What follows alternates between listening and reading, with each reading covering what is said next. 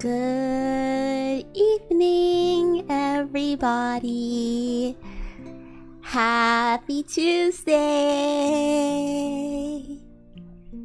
It is me, your favorite demon, Boomi Mamana, here to give you a nice little bedtime story. Aren't we like killing it with the vibes right now? Wait. Let me turn on the effects real quick.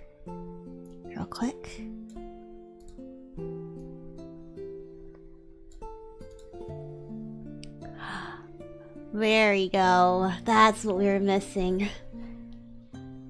Welcome. Welcome.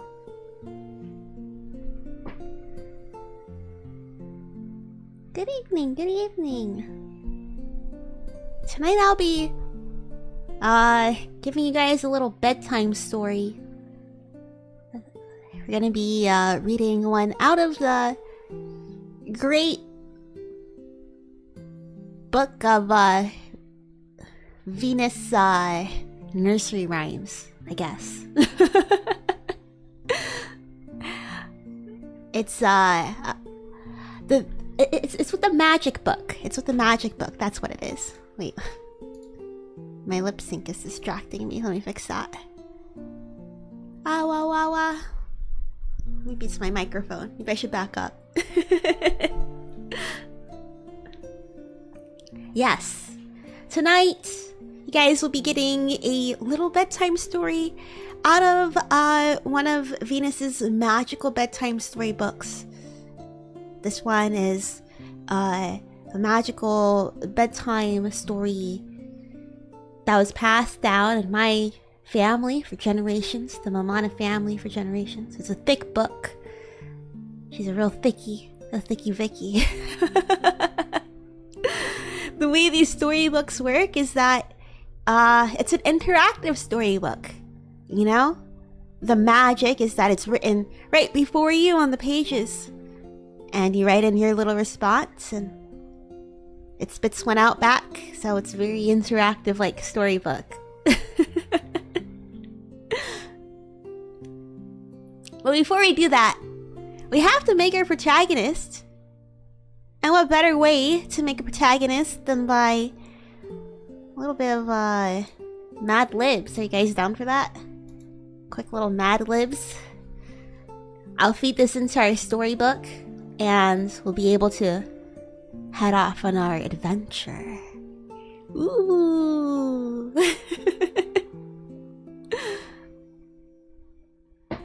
Okay. Alright. I'm gonna need a noun.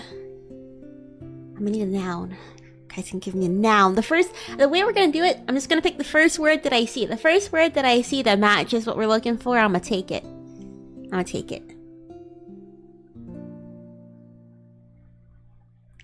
Does that magic book have the story of a nice bubbly devil girl that we love? It could. We could make me the protagonist.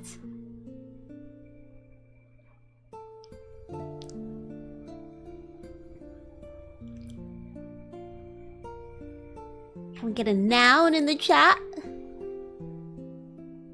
A noun and an adjective, or no, a noun and two adjectives. If anybody would like to throw one out there.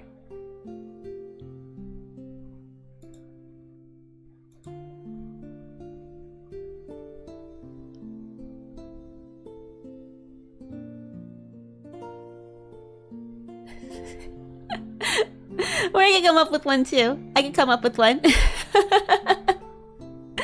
Let's see. A noun. What would I pick as a noun?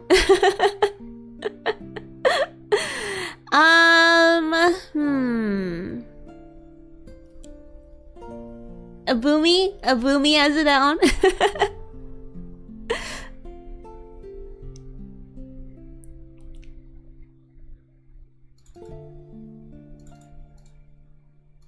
Actually, we'll do Boomi as a name.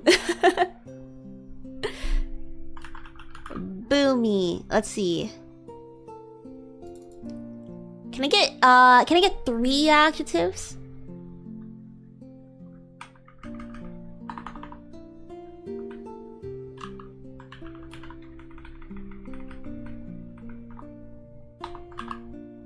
I'm gonna change devil to demons.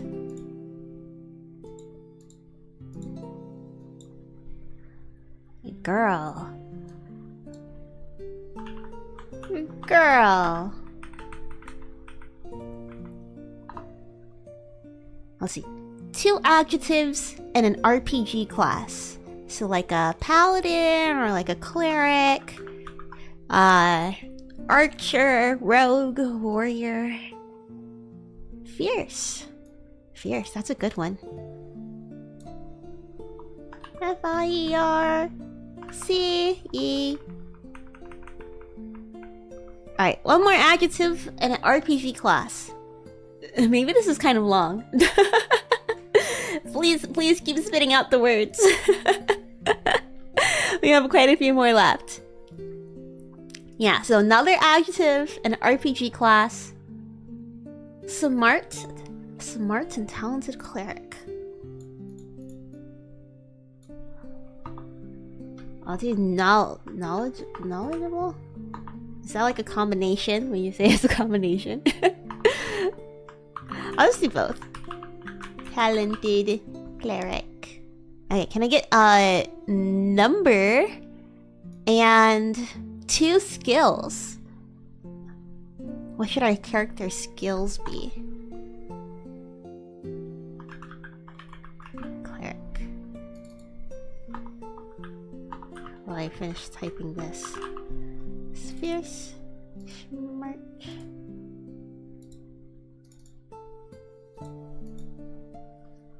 Okay, we need a number and 2 skills.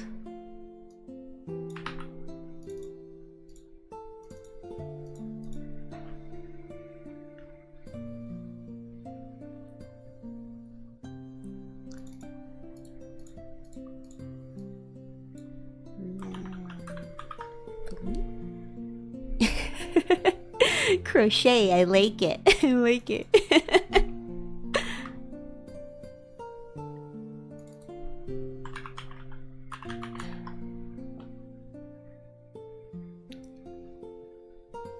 Compassion? Love and surfing. How about we do compassion for the next adjective? We could do compassionate. Yeah. And then can I get a verb? And a noun and a fantasy occupation. A verb, a noun, and a fantasy occupation.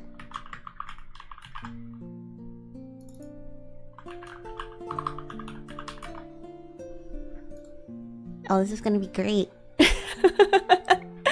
I'm sounding like I'm gonna be a very epic story protagonist. Okay, looking for a verb, a noun, and a fantasy occupation. So like, I guess it could be like any occupation in a village or something, or I don't know, something like that.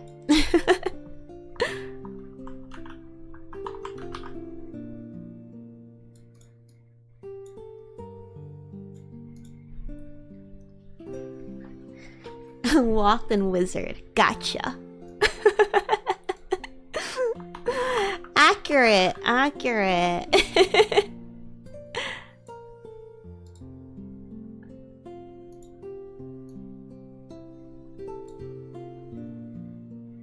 Spelunking. Can I get 3 nouns and a weapon?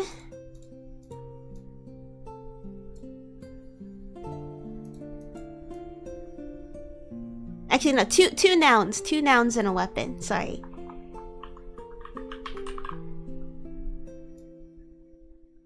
We're almost done. And then what was that? Tavern master.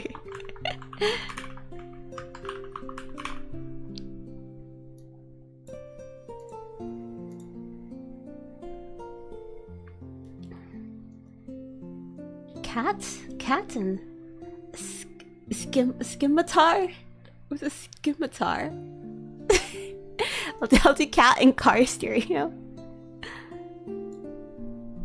What?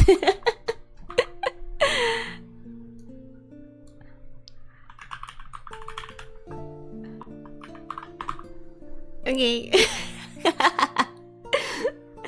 Okay, wait, did I ask for a weapon? Enchanted dagger. Okay, alright, there you go. Enchanted dagger. Okay, and the last two words. 2 adjectives. That's our last two. Enchanted dagger.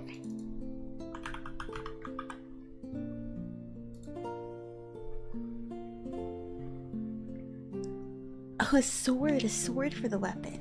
Maybe I'll combine the two. Can I do enchanted sword?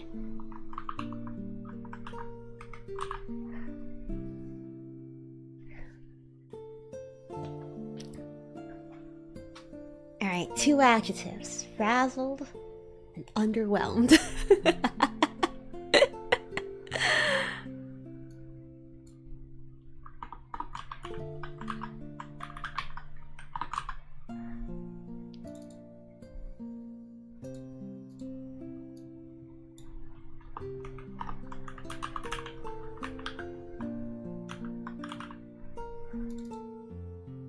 Okay, alright. It seems like we have our character at the ready. Let me go ahead and load this into the website real quick.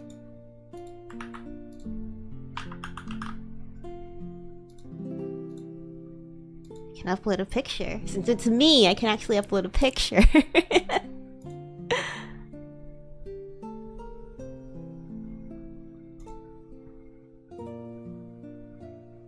Okay. Alright. Okay. Yush.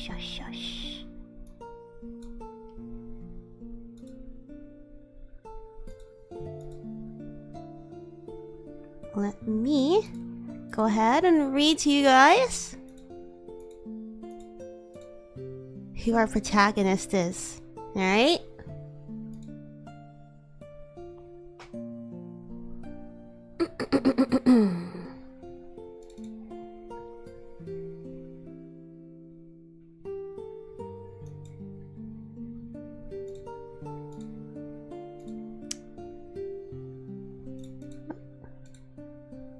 Wait, I have to download it again.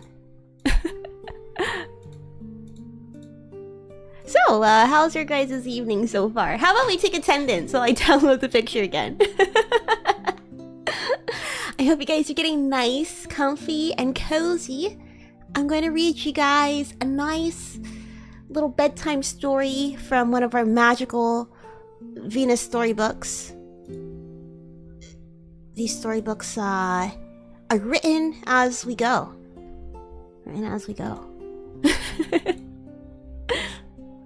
Alright, here we go. Here is our protagonist.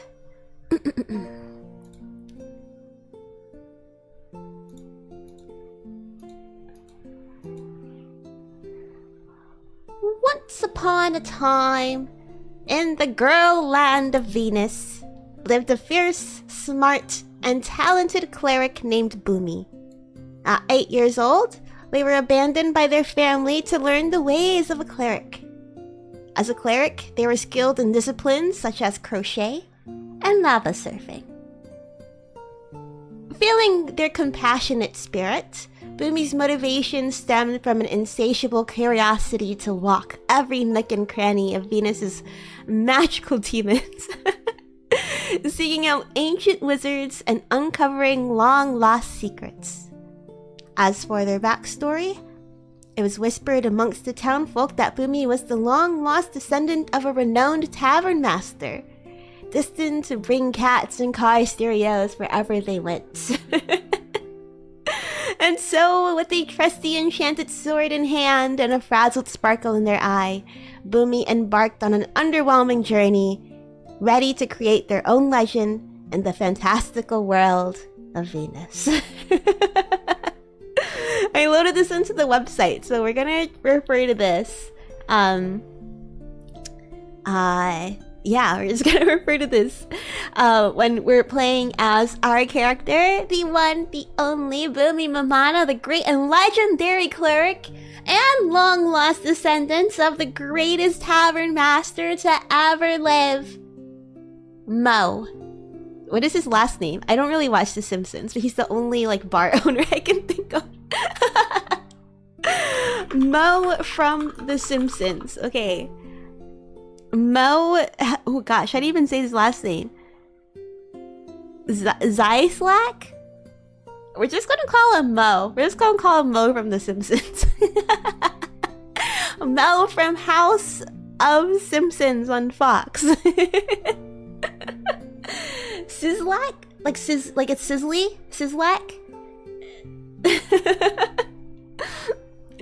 Mo the Gargoyle. He does kind of look like one. Okay, alright, let's see. Let me go ahead, move this over a little bit. I feel like, I don't know. The way that I have my screen set up, I don't know if it's like worth having this here or not. I can't even read it, so. I don't know if it's at a size that you guys can read or not. But I guess it doesn't really matter. Let's go ahead and open up our storybook.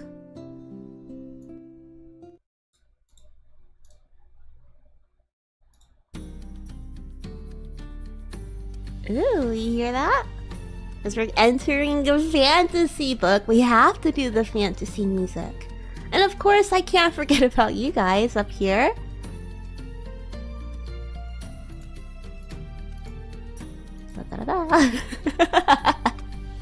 I couldn't think of anything else to put as a chat box, so you guys are gonna just be the thought bubbles? Question mark. Okay, let's see. We are loaded in. Gonna change your character.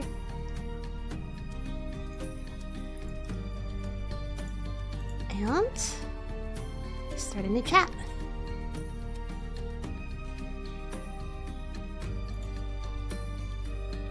Here we go. So we're playing this is high fantasy RPG by Tarquin and character AI. But look, there's a narrator option. I'm gonna give him the instructions. We already have our character loaded in. It's gonna give. Oh, that's us. Wait, where did I put the instructions? Give them the instructions. We're gonna try and do a mystery. Let me read this out loud for you guys. So our objective today is to solve a fairy tale mystery. Oh, understood. I'm excited to see what you discover in this whimsical tale.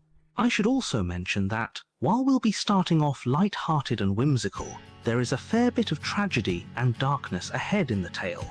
Though I suppose that makes it all the more intriguing. Yes, sir. We have a narrator. Character AI had this narrator voice, and I was like, what can I do with this? What better way than to play out our own little RPG sesh? So I told it that I'd like I just said please utilize this as a guiding mechanism for story progression. We'd like to dive into a captivating fairy tale mystery and unravel its secrets by gathering clues, solving riddles, and ultimately revealing the truth behind a legendary curse or an enchanted artifact. The tone of the story, I told it to be whimsical and funny, but that's only because I feel like I'm just not gonna take it seriously. Our DM is an edgelord. I wonder, maybe we should have got Man in the corner and that's on his and on this too. Our old buddy with the Doritos. Alright. Okay, sounds good to me, sir. Sounds good to me. Let's get started.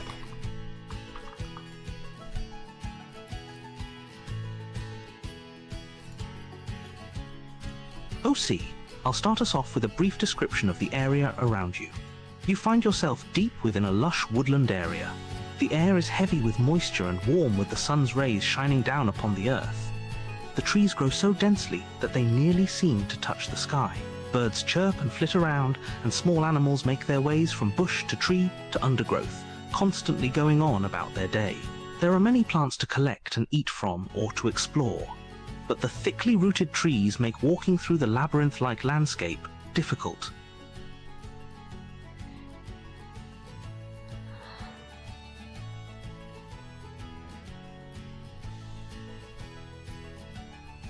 All right, well.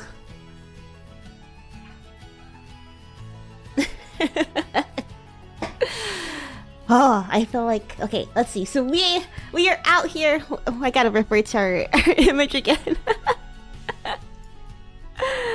Okay, are you guys able to read that? I'm gonna look at the image that I have pulled up, but I want to make sure you guys are able to refer to it too.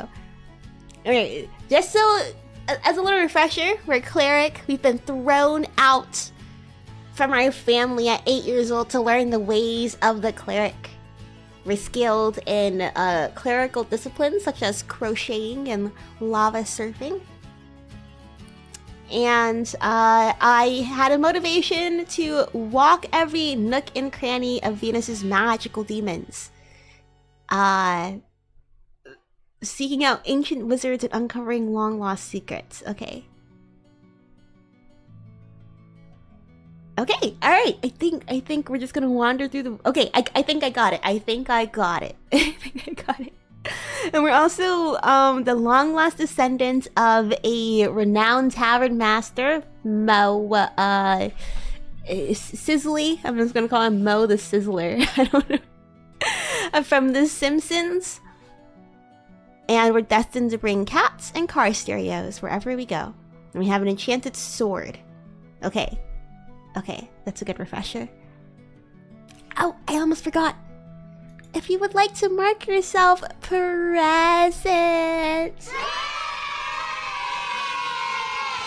for today's little bedtime story stream, let me see some ZZZs in the chat, or maybe some beds, or moons or stars, anything related to dreams. I'll take it. Let me see your dreamiest emojis in the chat. If you'd like to mark yourself present for today's stream. Let me go ahead and kick us off with our story. We find ourselves deep in the woods, because we're looking for the wizard. We're gonna find our first wizard. We're gonna call him, I'm just gonna call him Doraemon the Great. Okay, I walk through the treacherous forest. It's a woodlands. Woodlands is the forest, right? It's the same thing.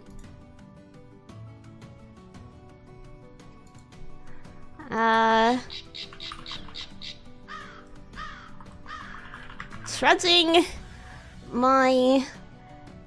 the air is heavy with moisture. I was like dragging. Dragging my feet in the dirt. I am so tired of walking. I've been walking for the last 3 days, and there hasn't been a tavern in sight. I just want to find the next town. Let's see. There are many plants to collect and eat from or to explore. The thickly rooted trees make walking through the labyrinth. Ah.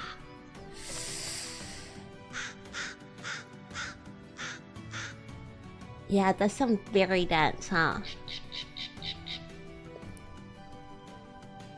Why did we end up in here? I don't want to be in here. Let's see. I feel like I'm walking too deep into somewhere I can't get out of. I'd like to turn around. Now.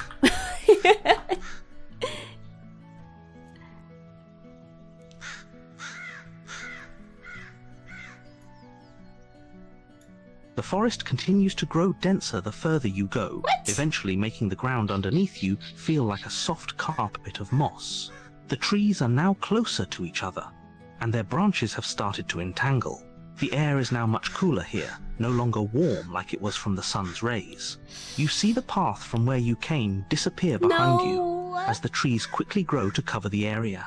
The forest is getting darker as you continue to travel deeper. No. It's an enchanted forest. Hello, Hi, Eric. Hello, Distractalude. Also, hello, E. How are you guys? How are you guys on this lovely Tuesday? How's our story thus far? We've ended up, not even ended up, we've spawned somewhere we cannot get out of. Why does this feel like Minecraft? Well, he said that there's stuff that we can eat. Okay. Let's see. I look around me, feeling like I may be... Let's see, I look around. I don't think I'm going to get out of here.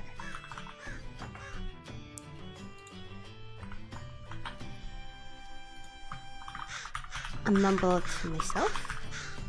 Okay, I look around. I don't think I'll be able to get out of here. I mumble to myself. Let's see. I continue to travel.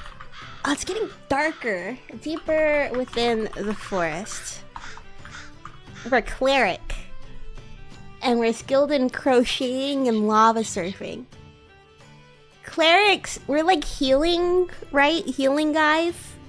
Would you guys say that a cleric can have a light? Could I? Do you think I have like a lighting ability? Look for shelter. Let's see. Yeah, let's see. I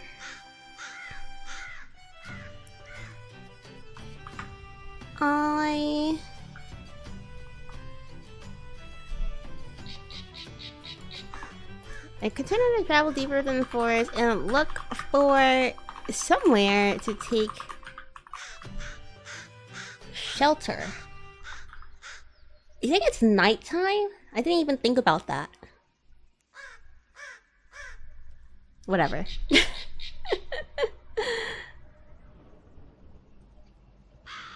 You continue to travel deeper into the forest for another hour, until you notice a small shack in among the trees. It's nothing too fancy, but it at least has 4 walls and a roof. There is even what looks to be a tiny fireplace inside. Oh, that's great. Then we could even make a torch. Alright. Alright. Let's see. Let's see, I approached the shack. Shaquille O'Neal. Where's our BGM?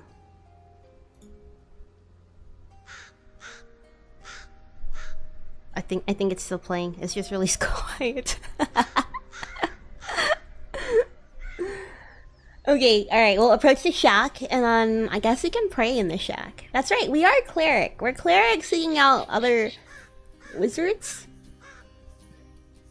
If it's me, then I'll be a cleric for Osiris, the god reigning over the region of Osiris and Venus.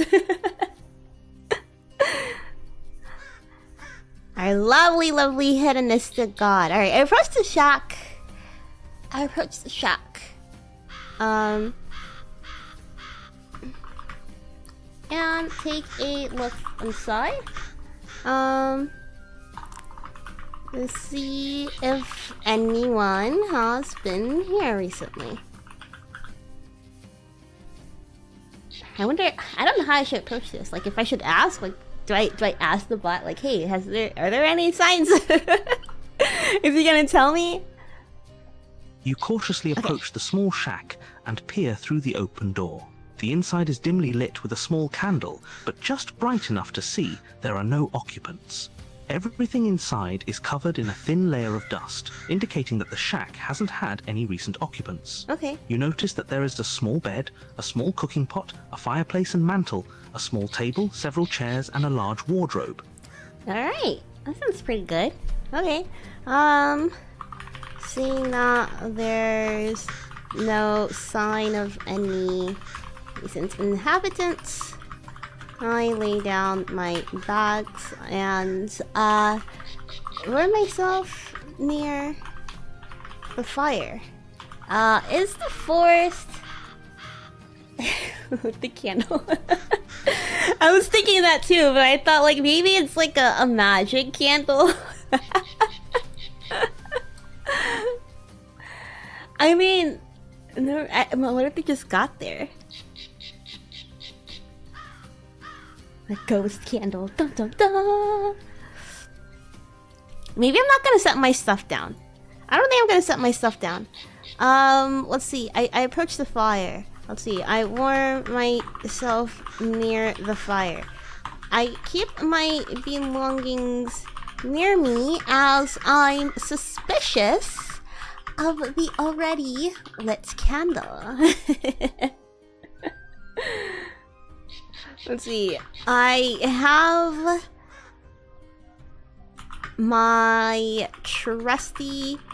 Let's see. I have my hand on my trusty enchanted sword. Just in case I am... Can I jumped? Just in case I'm jumped. Quite frankly, yes. Okay, seeing that there's no sign of any recent inhabitants, I warm myself near the fire. I keep my belongings near me as I'm suspicious of the already lit candle. I have my hand on my trusty enchanted sword just in case I am jumped. Maybe I should do one more action. As I'm warming myself by the fire, I feel like my writing skills have gone absolute crap, but it's okay as long as they understand what we're saying. It's the narrator's job to write, not me. As I'm warming myself by the fire,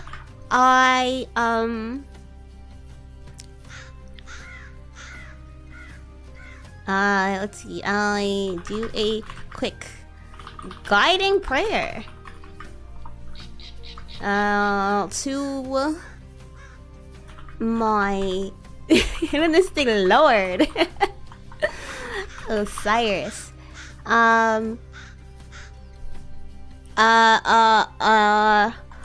Do I hear anything back?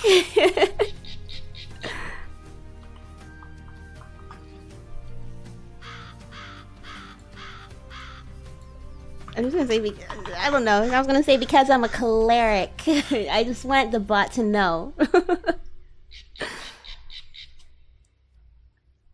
You warm yourself near the fire, taking a moment to rest while you survey the area. As you have your hand on your trusty enchanted sword, you feel a small nudge in your head, the familiar feeling of a connection to your god. Yeah. The presence is very soft, as if Osiris is busy with tasks elsewhere. Okay. The god of hedonism, however, does inform you that there may be trouble nearby. I see. I see. I see. I see. I see. Thank you, my lord. I say under my breath.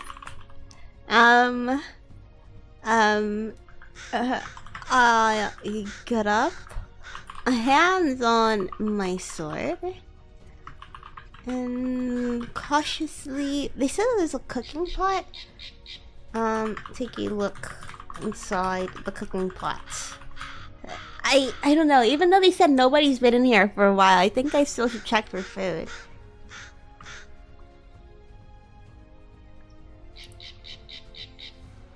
Actually, no. I'm just gonna say I look around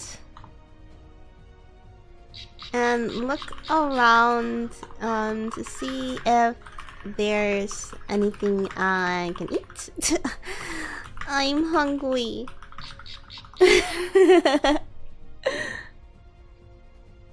Osiris, you're welcome, my child.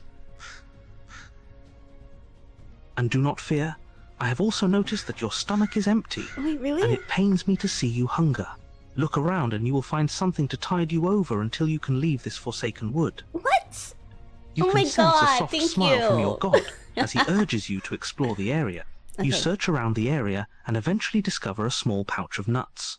They are a little stale, but look good enough to eat. No way that worked. Thank you, Beast God. Oh man, that's awesome. That's awesome. Poke the candle.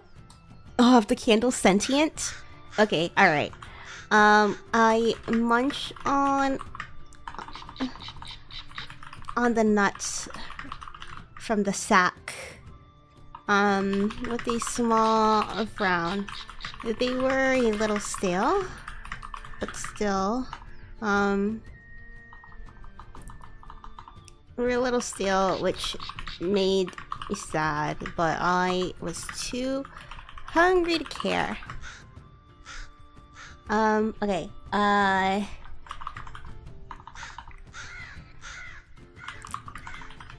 no, I stare at the lit candle as I chew on the nuts. Suspicious of how long it was lit before I got here. Someone had to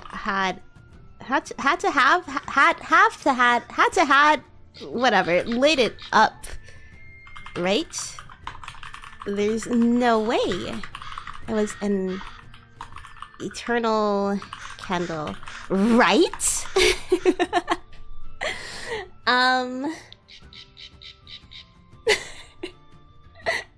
My nuts, yeah. No, I wasn't writing it out in that way. I was like, but these aren't my nuts. I found them, so it's the nuts, not mine.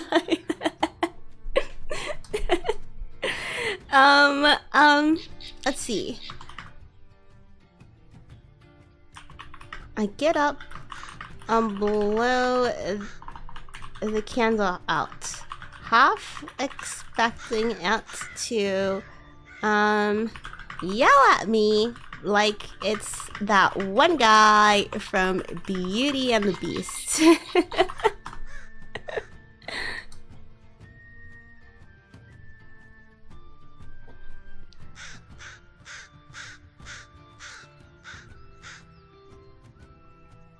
The candle goes out without a fight, but as soon as the flame dies, you can feel a rush of cool air sweep through the shack.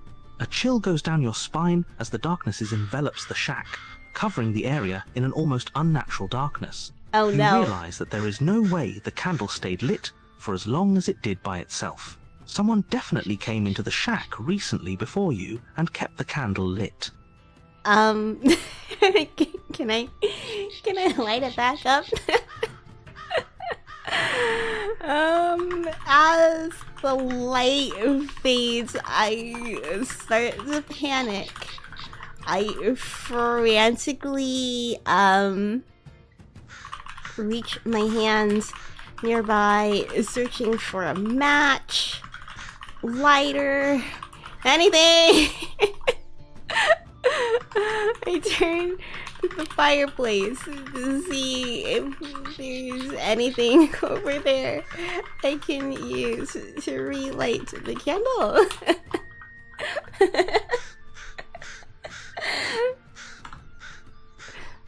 I'm just imagining, like, I go, and then I'm like, You quickly feel around the fireplace, trying to find anything you could use to relight the candle. After some frantic searching around, you feel the tip of a matchbox tucked inside one of the pockets along the fireplace. It's old and rusty, but it looks like it'll work if you can just manage to light it. Okay, alright.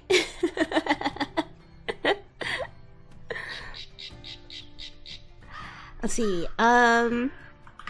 hands shaking because I'm scared of the dark, and low-key that cold rush of air really freaked me out. I light the match and Wait, I approach the candle, trying to light the match. I don't know. Like, I don't know if I should be like, oh, I lit it, because I don't know if he wants to make it difficult for me or not. So. You approach the candle, matchbox in hand, as your hands shake.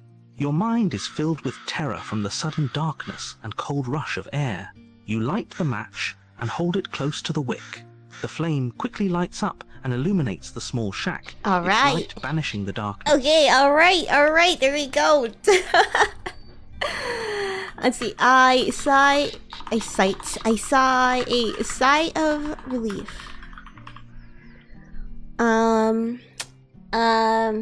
Yeah, and I mean, I really don't know what else. we have to focus on our task at hand, which is to solve the mystery. And you sit down on the bed. Let's see, and take out my map. All right, I gotta let me refer to our character again. Let me take a look. How can I work this in? We've coming out here, seeking out ancient wizards, insatiable curiosity to walk every nook and cranny.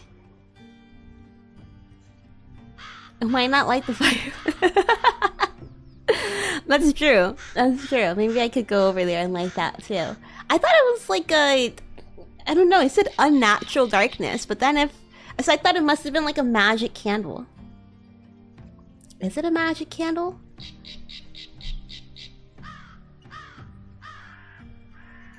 Okay, let's see. Take out my map, and try to figure out the direction I am going. See, I am trying to find the Great Wizard. I said Doraemon, but I don't think I want him to be the wizard. Famous wizards. What's a famous wizard?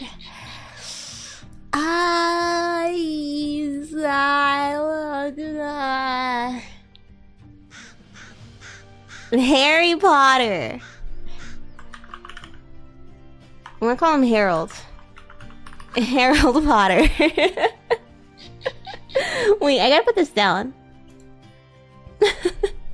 Gandalf. I was thinking Gandalf too. I was thinking Gandalf and Merlin, but I thought, I don't know, like an old wizard dude. Like I want some whimsy. That's about Dumbledore too. We'll go find Harold Potter. The great. No, we'll call him the last wizard. We'll just copy the Last Jedi, but we'll just make them wizards instead. I'm trying to find the last wizard, Harold Potter. He was the only one who can teach me about my, I know we're a cleric. Magical, clerical crocheting abilities. Mud wizard? Who's the mud wizard?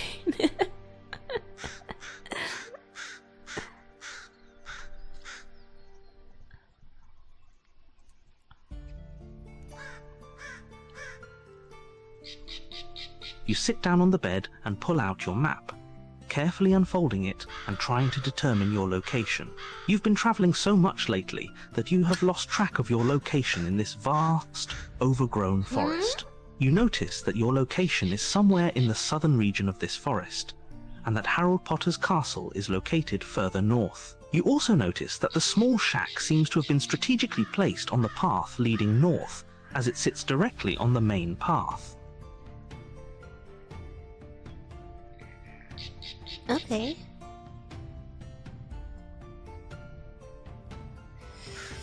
Suspicious. Seems suspicious. Is this coincidental? I think to myself, sounds too good to be true.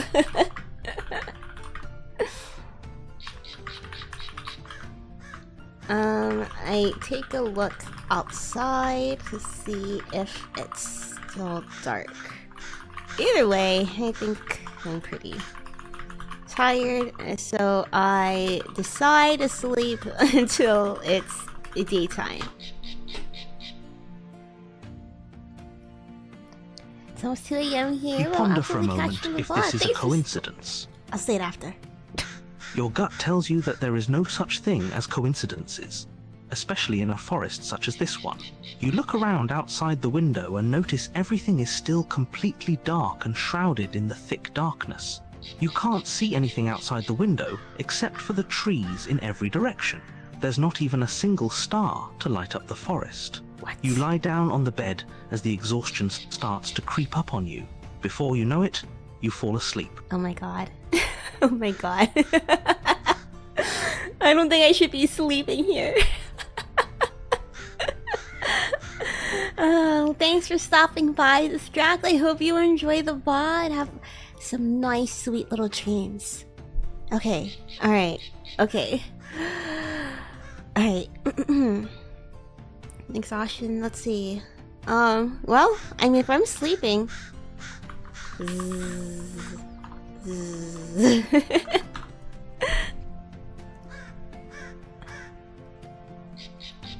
You fall into a deep and restful sleep, despite the uneasy thoughts and feeling of uneasiness that filled your mind before you went to bed. The night passes by quickly, and before you know it, you come awake to the first light of dawn. You open your eyes and see the rays of sunlight shining through the windows of the shack, what was I so slowly scared warming of? up the area. What was I so scared of?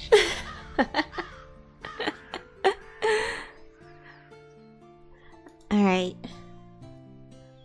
Oh, yeah, rummage around. Wait, let's see. What did they say? What did they say they're gonna do for us? Start off lighthearted and whimsical.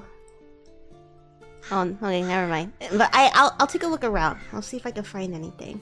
Let's see. Yawn. Man, I had the worst dream that let's see. No. Man, I had the best dream ever. Where I invited to the King's buffet gala and I ate so much. Mumble as I slowly start to wake. I'll read this out loud after. Let's see. I'm stretching my arms and poke my head out of the shack, taking in the sunlight. Okay. Yawn! Man, I had the best dream ever where I was invited to the King's Buffet Gala and I ate so much. I mumble as I slowly start to wake up. I stretch my arms and poke my head out of the Shake Shack. Out of the shack, taking in the sunlight. Alright. I hope I don't get like shot at by poking her head out. You slowly wake up, stretching your body and letting out a big yawn as light seeps into the room. As you look out the window, you see the sun has now risen fully, and the brightness of the light is starting to make the whole area glow. There is a cool breeze in the air, and the trees are alive with bird songs. It's a beautiful morning, albeit a lonely one. Okay, well, this book seems pretty nice. Oh yes, is this? I'm reading you guys a bedtime story. We're playing with character AI, high fantasy RPG. Little interactive bedtime story for you guys. Okay, let's see. I gather my thing. Wait, let's see. I'll gather my things and do a quick morning prayer to Osiris before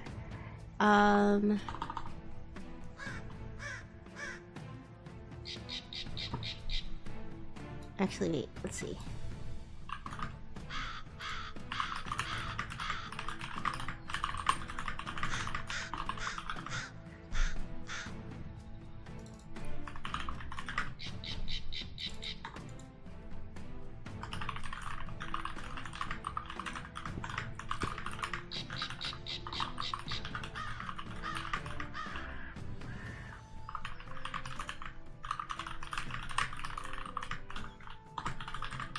Okay, I do a quick morning prayer to Osiris before gathering my things to travel for the day. Before leaving the shack, I take one last look around to see if there's anything of interest to pick up.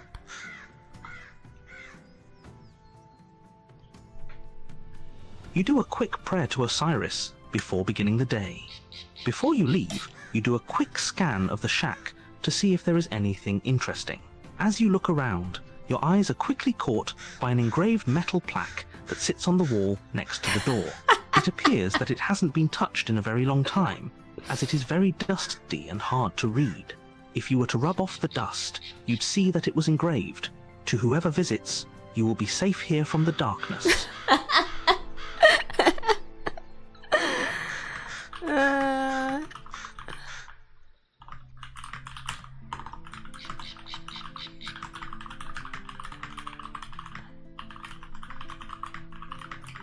Okay, I laugh to myself and think, man, I should have read that when I first came in here. I was so scared. I thought we were gonna get attacked. I surely thought we were gonna get attacked in the darkness. Let's see, I shake my head and leave the shack. Haha, shake shack.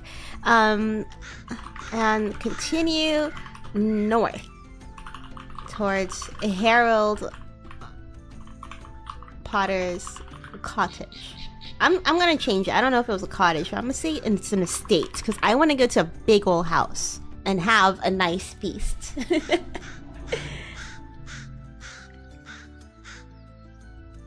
You shake your head as you head out of the small shack and continue on the journey northward toward Harold Potter's estate. The sky is clear and the sun is warm on your skin. The forest gets less dense as you move further north, and instead of trees, you start to see grass and clearings. The air is now also filled with the smell of wildflowers, rather than the smell of humidity and moss. Okay, that's great. Alright, alright. This is a pretty peaceful adventure so far. Let's see. I continue making my way north. My way towards the Potter estate. I am a little hungry. So, is there anything around to eat? To eat!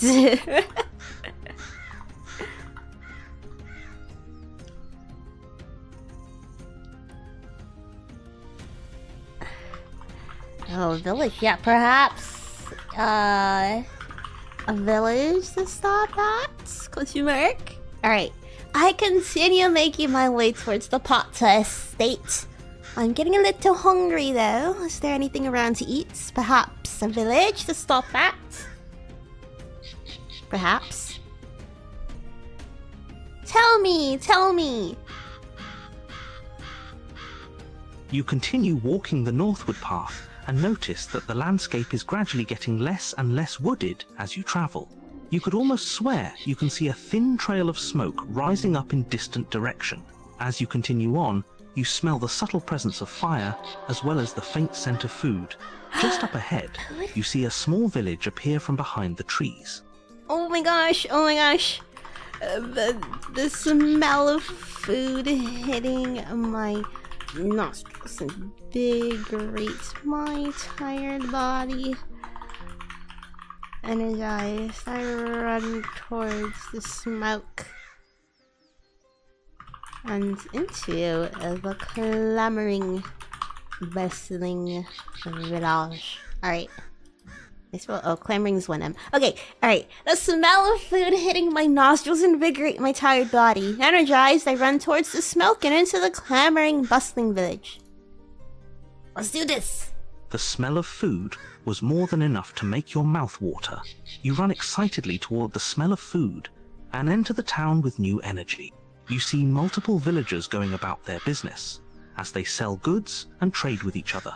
The smell of meat and bread wafts throughout the air of the town, and you can see many villagers huddled around a large cooking fire, which is where the smoke is coming from. Okay, we need this guy to give us our, our ancient artifact. We're gonna have to trigger him to ask. Let's see. A legendary curse. A whimsical tale. Let's do a curse.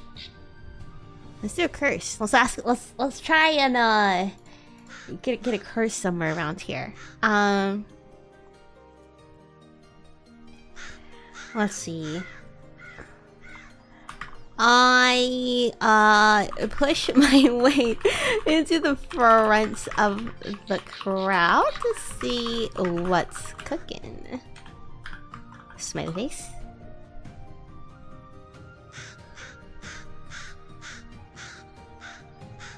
You make your way through the crowd, weaving around the various villagers as you make your way closer to the front of the crowd. As you push your way to the front, you see that they are roasting some form of meat on the fire. The smell of the meat is very enticing, and from the looks of it, it is likely some form of pork, chicken, or lamb.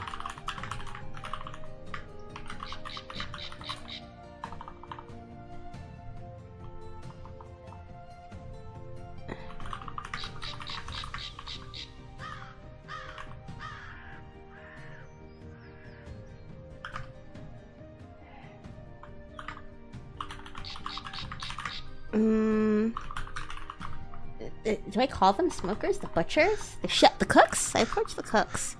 And hold up 2 fingers.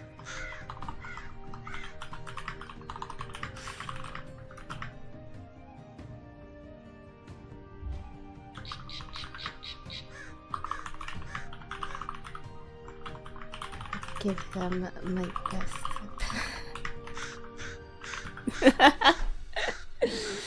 Okay, alright. My mouth is watering as I watch the meat roast over the fire. I approach the cook and hold up 2 fingers. One for me and my little sister, please. I give them my best peasant voice. No, I need an orphan voice. That's what I'm looking for. Best orphan voice.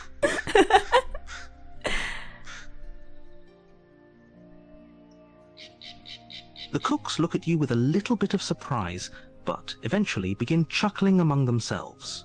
They then quickly begin prepping 2 small portions for you and your little sister, and within a moment, they are ready. They hand you the 2 plates of meat, and one of them even throws a couple of pieces of buttered bread onto your plate.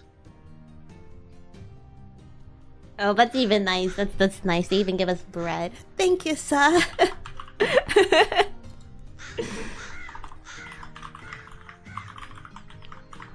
I give them a pitiful smile and walk away with both plates.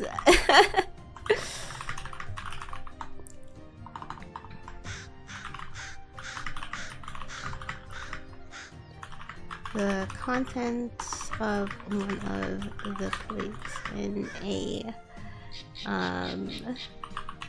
sack and put that in my bag. That sounds so gross, but I don't have a choice. And then let's see. I take my other plate around. We call it a cafeteria. The cafeteria, tavern. Let's call it a seated area. And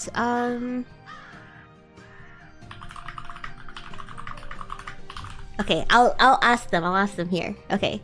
Thank you, Saya.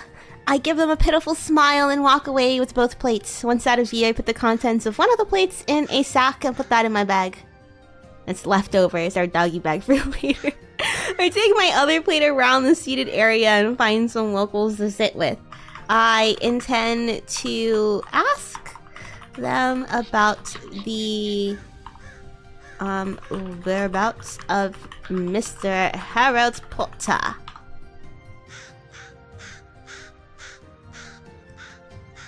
The locals quickly take notice of the lonely traveller and immediately welcome your presence. They begin to chat with you as you begin sitting with them, asking you a plethora of questions from where you came from, to why you're travelling to the Great Wizard. Eventually, you ask them about Harold Potter, and they happily start giving you detailed information of the Great Wizard's territory and where he lives. They tell you that his castle sits just to the north of the village, Oh, it's a castle hidden now. behind the trees and in a small valley. Nice. Ah. Ah. I see. Thank you, kind villagers. I shall go there at once. I need to learn how to master my crocheting and lava searching abilities.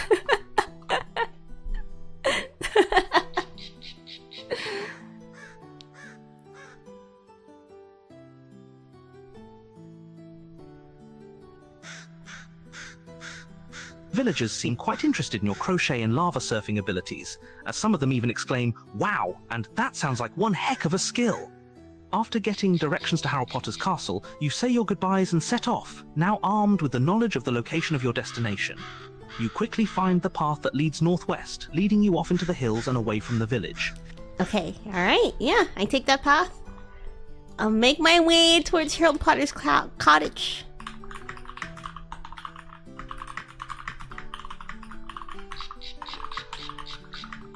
Harold Potter's cottage. Oh, a coalition of wizards? You take the path leading northwest. Wouldn't You that be quickly neat? find yourself amongst the rolling hills and tall trees, moving into the more mountainous region beyond the village. You walk for a good half hour before finally seeing the tips of Harold Potter's castle come into view. The castle seems to be nestled within a small valley, hidden away between the hills and trees. Ah, there it is! Finally! I've been traveling for 2 years by foot trying to get here. And there it is. Let's see. Let's see. I'm overcome with emotion. I start sobbing. Oh man. Let's see. Yeah, it comes into view. The castle is far more grand than I ever expected it to be. The paintings I've seen back in my small little town. Okay, back in my town, could never have done it justice. It's so big. I'm gonna try and like plant ideas that maybe there's more years. I mean, more wizards that live there. It's so big. It seems rather lonely for just one. But we did say he's the last wizard to be there by himself. Whatever. Okay. Oh, there it is. Finally, I've traveled for 2 years by foot trying to get here, and there I'm overcome with emotion and I start sobbing. The castle is far more grand than I ever expected it to be. The paintings I've seen back in my town could have never done it justice. It's so big. It seems rather lonely for just one wizard to be there by himself.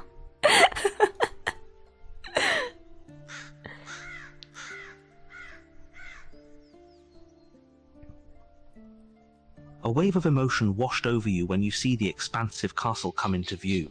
It is so grand and majestic, dwarfing the trees and hill. The stone-covered castle is a sight for sure, and its looming presence makes it seem like a giant mountain of stone rather than a mere castle. You quickly snap yourself out of it and start making your way toward the castle's gates. Okay, let's see. Once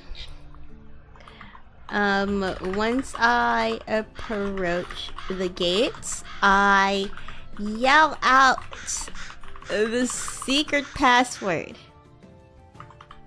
I did my research.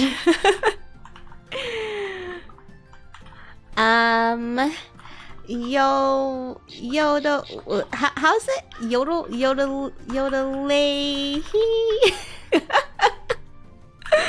Yodelay. Yodelay.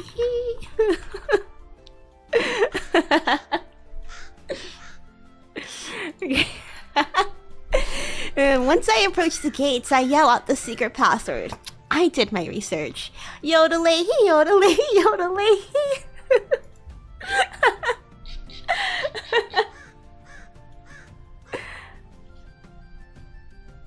The guards who stand at the gate immediately start laughing, and one of them yells back, "Gimme a hoe! Gimme a hoe! Gimme a yodelay hoo!" The gates then open and you can see them waving you in. That's so stupid. Oh my god, I'm actually dying. That's so stupid. Oh my god, I need water. Oh man. Give me a hoe! Give me a hoe! You can't call me that. I'm a lady. Wait, you guys want to hear me pour the water? I poured it on my legs. I poured the water on my thighs. Oh gosh, it's cold. Whatever. Whatever. It's a little hot anyways. I love that password. It's a good password. It's a catchy one. You can't forget it. You can't forget it. Yeah, the highest of security systems at the Potter Estate. Harry never stopped having fun.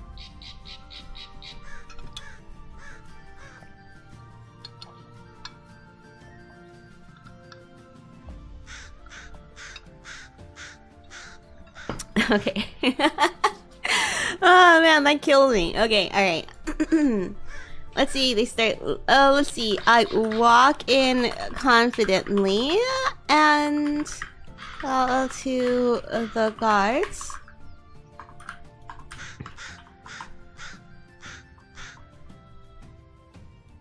Actually, maybe I should have kept that there. And yell to the guards. I am here to see a...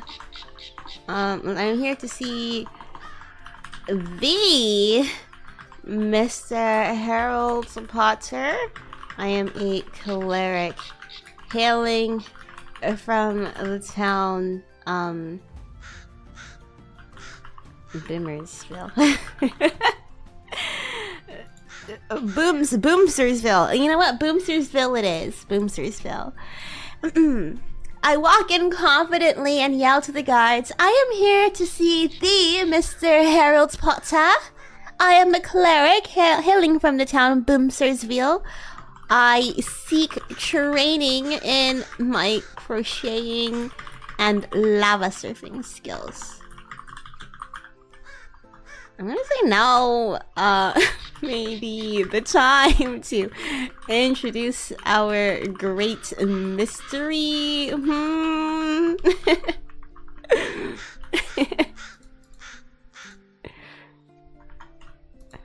gonna get a little sassy with the bot. The guards are quick to respond, shouting back in unison, "Oh, you mean the Mr. Harold Potter? The one with the most crocheting and lava surfing skills in the land. The one that invented crochet and lava surfing? Of course we'll take you to him." The guards then look around in mock panic and one shouts, "Quick! Call him! We have someone who wishes to learn his skills." The mystery might be coming together. Okay, I trust you. I trust you, bot. I trust you on this. The voice is perfect, isn't it? Isn't it? It's, wait, let's see. Because you can pick, you can see all this, right? I just looked up narrator. This one is the narrator from Slay the Princess. You can pick so many different ones. You could probably even wait. You could probably even do like VTuber voices on here. I guarantee you, there's probably like all the HoloLive voices. Okay,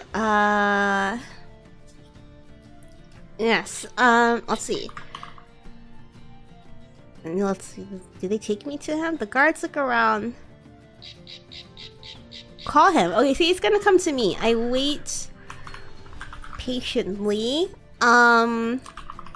dusting off my attire, while I wait to be graced by the presence of the great wizard.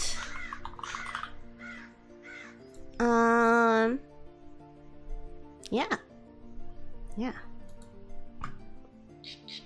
Yes, okay. I wait patiently, dusting off my attire while I wait to be graced by the presence of the great wizard. Let's go! Let's go! Come to me, Herald Potter! You wait patiently as the guards quickly call for the wizard.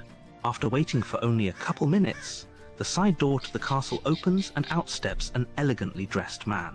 He appears to be quite an old man, though he carries himself with a great sense of grace and pride. His robes are lined with golden thread, and he has a slight grin on his lips as he steps forward with the aura of someone of importance.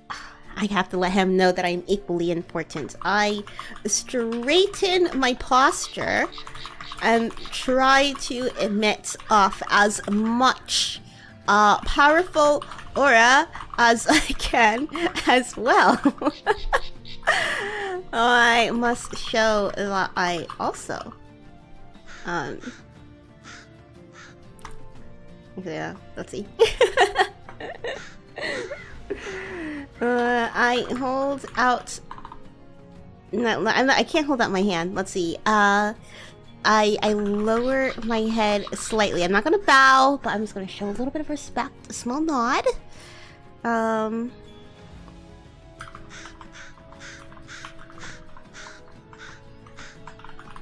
Mr. Potter, I am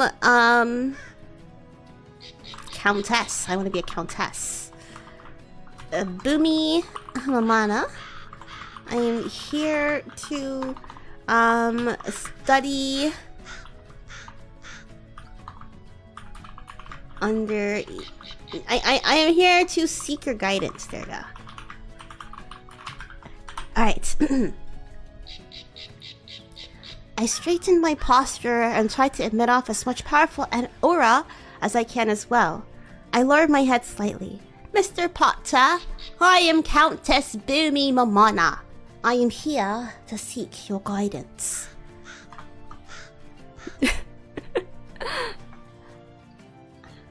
The wizard smiles and steps towards you, taking in all of your aura. As he approaches, he puts one hand on your shoulder and raises your head so you can look him directly in the eyes. He then speaks in a calm and commanding voice. Ah, Countess Boomi Mamana, I've heard of you, and indeed you seem to have quite the aura about you. But how are you able to maintain this powerful aura at such a young age, and have a title like Countess? I am intrigued. I have a title like, I'm just that good. I don't know what to say. What bedtime story are we doing?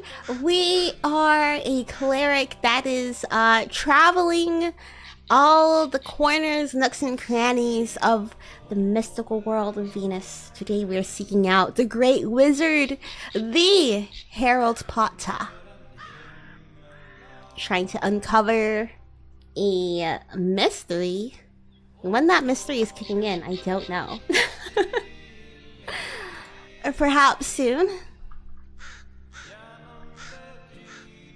Let's see.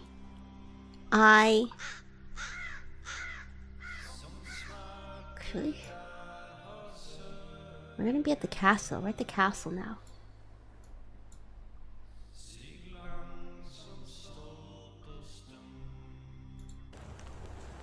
Here we go. let's see.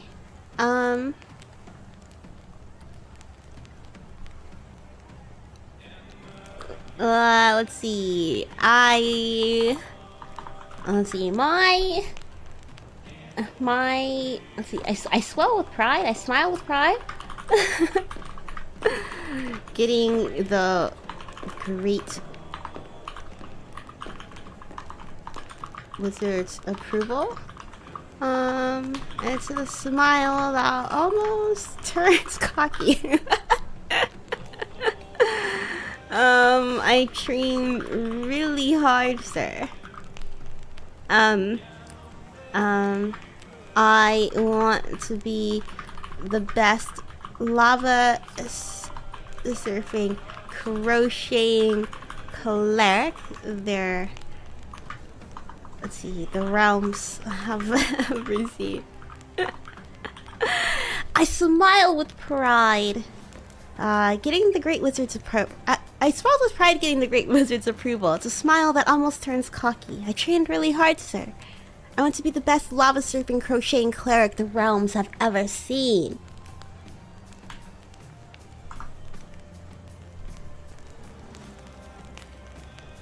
Trained to be a countess. I'm just gonna ignore that part. The Great Wizard is impressed by your confidence and demeanor, and his demeanor changes with yours. I see. You strive to become the greatest lava surfing crocheting cleric the realm has ever seen. That's right. That is quite the undertaking, though one that you seem to be very ambitious about. Although, may I ask why you have came all the way here to seek my guidance? Why not one of the many nearby towns or cities that has many talented crocheting and lava surfing clerics? Do they? Is this a common skill? Let's see. I give him a small chuckle. Well, you see, I did, try to train with some of them, but my skill had already surpassed theirs. They told me to seek out the best. The first crocheting lava surfing cleric there was. You. Is a cleric the same as a wizard? Can he be a wizard and a cleric? I don't care.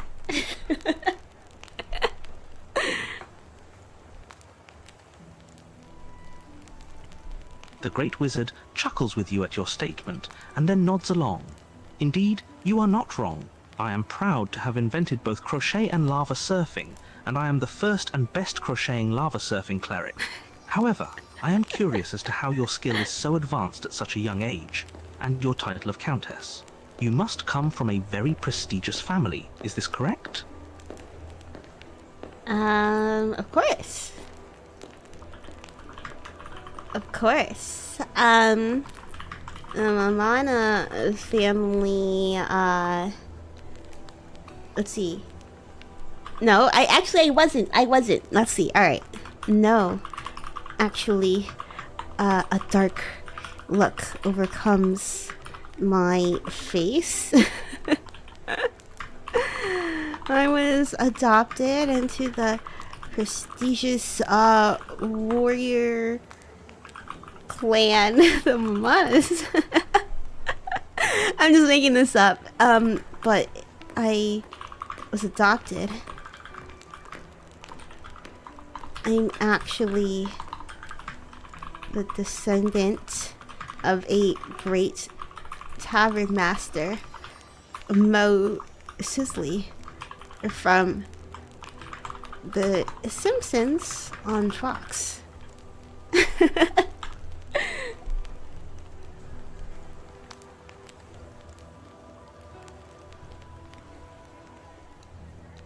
He's confused. He's like, what can I do with this? What would I do with this information? The wizard's demeanor almost instantly turns cold as you mention the name of the tavern master Mo Sisley. What? As you mention his name, he clenches his fist and grits his teeth, Mo Sisley was a disgrace to the art of crocheting and lava surfing, a charlatan who thought he could cheat his way to success. What? Not to mention the fact that he kidnapped many orphans and taught them his false and watered-down art. What? You taught them what?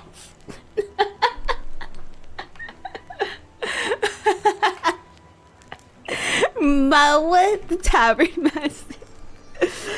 I look back at the wizard with great surprise. What do you mean? What do you mean he kidnapped orphans?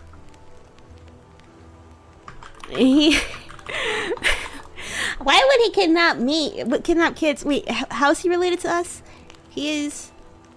We're long lost descendants. Let's see.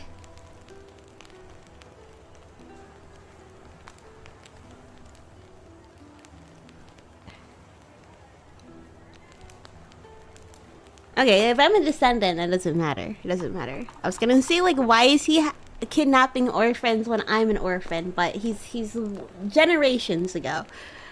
What do you mean kidnapped orphans? And what was he teaching them?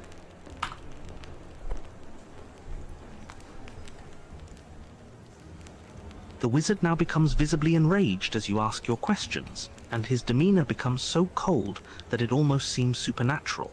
He stole orphans from their poor families and forced them into what he called the Mo Sisley Tavern School for crocheting and lava surfing. It was no school. He pauses for a moment before continuing, his hand tightly clenched. It was a factory where he would train the orphans to believe his fake crocheting and lava surfing techniques and would profit off of the labor.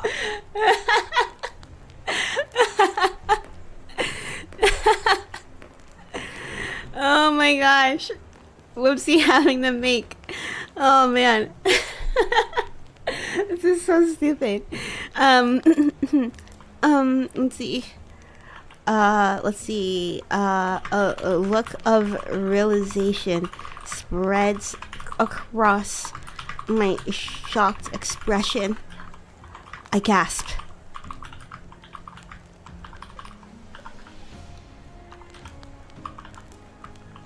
So that's why my mother keeps referring to my a trust fund. Is that what I'm thinking? The money. I mean, if I'm adopted, let's see. If she's adopted,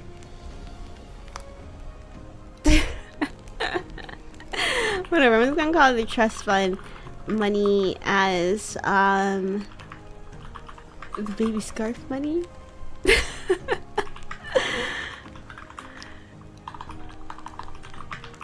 It's because of most scarf factory. I don't know. I don't know how to put this into words, but I hope the bot understands this. Wait, it's because it's the money I got from my parents from their most scarves and larb stock. My voice trails off and my mouth hangs agape. Is that a word? Okay. A look of realization spreads across my shocked expression. I gasp.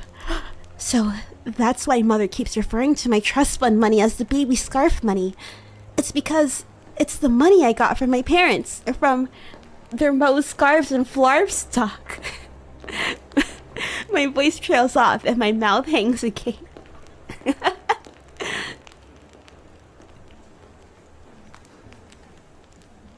The wizard nods, confirming everything you said. Yes, indeed. The scarves and flarves that were produced in that factory were all made with the child slave labor that Mo Sisley put those poor children through, What is the and Shein? all for the sake of profit. He even used his influence and power as a successful tavern master to push those goods onto people, causing so many innocent children to suffer. Oh my god. I fall to my knees and scream out to the sky, raising my fists as the thunder roars behind me. No! I promised to shop sustainably. No!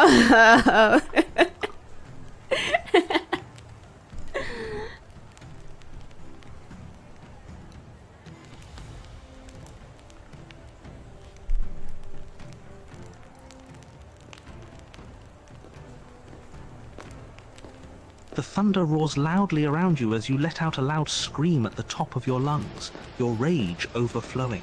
Your emotions are so strong that it almost feels like the mountains around you are shaking in fury. You look back up at the wizard, who is now observing you with a serious look on his face. Yes, that was Mo Sisley and his evil ways, but there is more. More? I look at the wizard with an urgent expression as the rain starts to fall in the distance.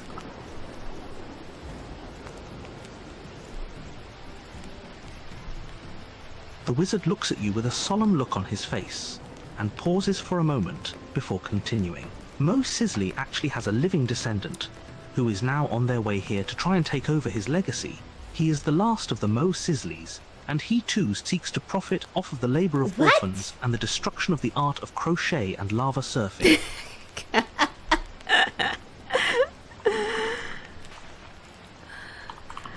Wait, but I'm also his long lost living descendant.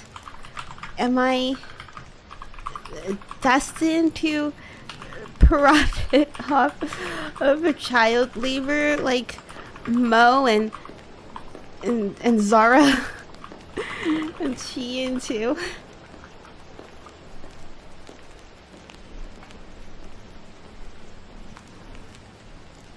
The wizard looks at you with an astonished look as he realizes what you have said.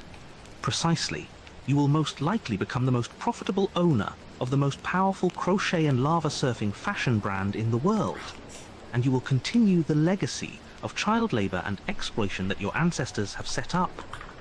No. I'm onto the floor and scream again. No! I want to promote sustainable fashion worldwide.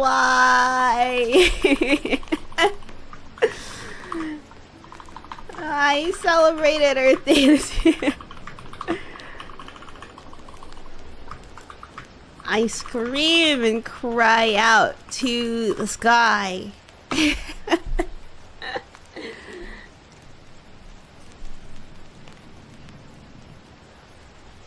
The wizard steps toward you and gently places one hand on your shoulder, trying to calm you down. My dear, I know that you wish to change the ways of your family and want to promote sustainable fashion, but what I'm talking about is your destiny. You will become the heir to one of the largest crochet and lava surfing empires that the world has ever seen. No matter how hard you may try, your destiny is set. This doesn't sound very happy. I frown, not liking where this story is going. But if the great wizard says it must be this way, then so it shall be. And what of the other living descendant? The one on their way here now. Alright, I frown, not liking where this story is going. But if the great wizard says it must be this way, then so it shall be. And what of the other living descendants? The one on their way here now.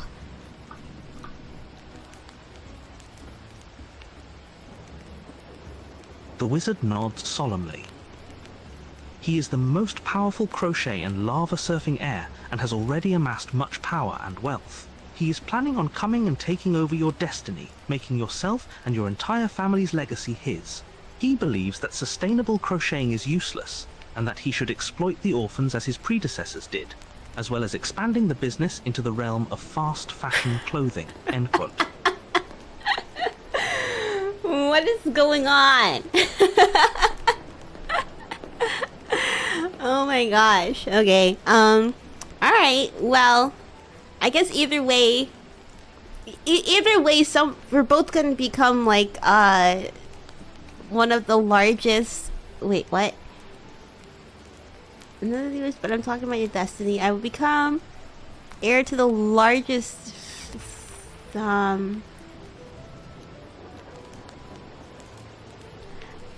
okay, let's see. So what you're saying, you're saying is that I must defeat the new challenger and ensure that most scarves and flowers take a new stance on fashion sustainability. Why is this the subject of the book? What? I feel like we're doing a PSA.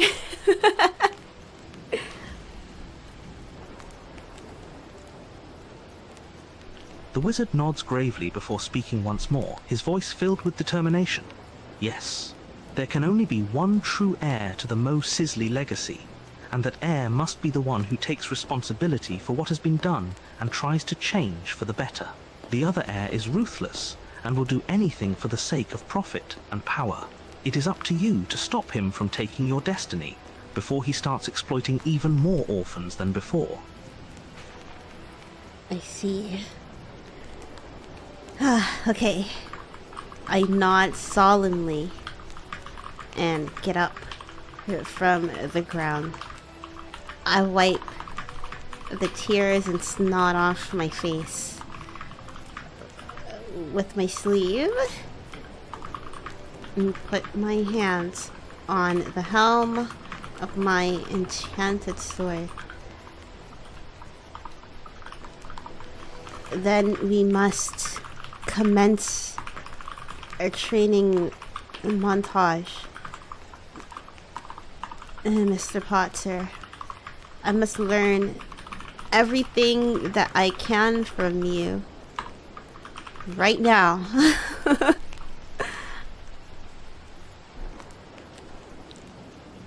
The wizard nods, his demeanor once again becoming calm and confident. Very well then, we shall commence proper training right away. I shall teach you the most powerful magic that has ever existed for the art of crochet and lava surfing, in order to ensure your victory against the other heir. Okay, let's see. And training montage commences.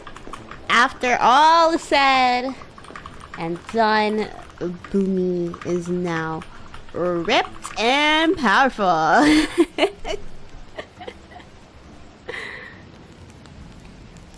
On what side of the underground world are you getting this character into?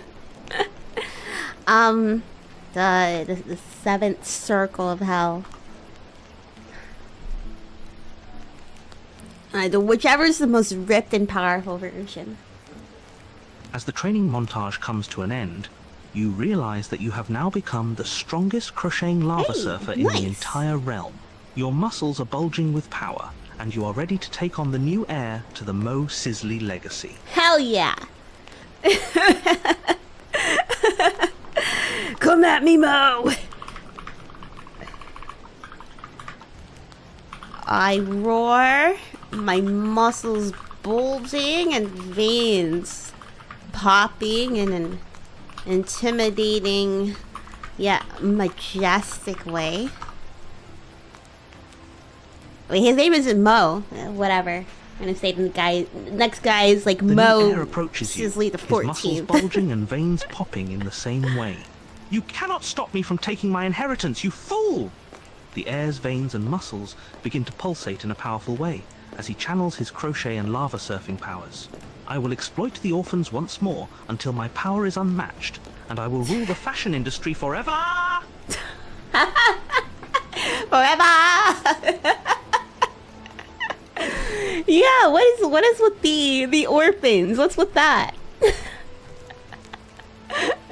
It's just a look into our future. Where did they come from?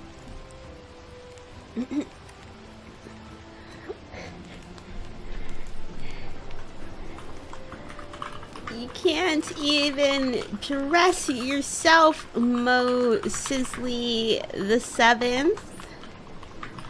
That is why,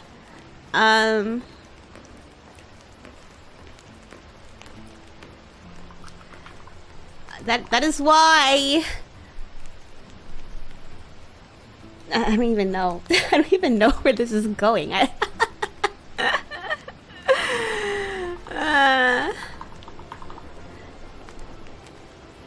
Let's see. Those orphans deserve to be exploited at least by someone with style. No. Those orphans should be free, not working with some stylist hack. Hack, you imposter! I bring out my enchanted sword that's glowing with a pink and blue aura.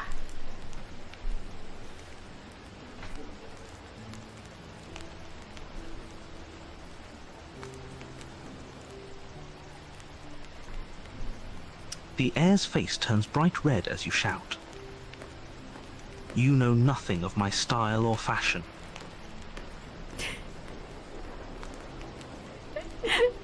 I am the heir to Mo Sisley, and my dress sense is unmatched. He draws his enchanted sword, which glows a bright orange and red aura. You are a filthy orphan lover and are ruining the legacy of my family. You must die. Orphan lover. I was an orphan once.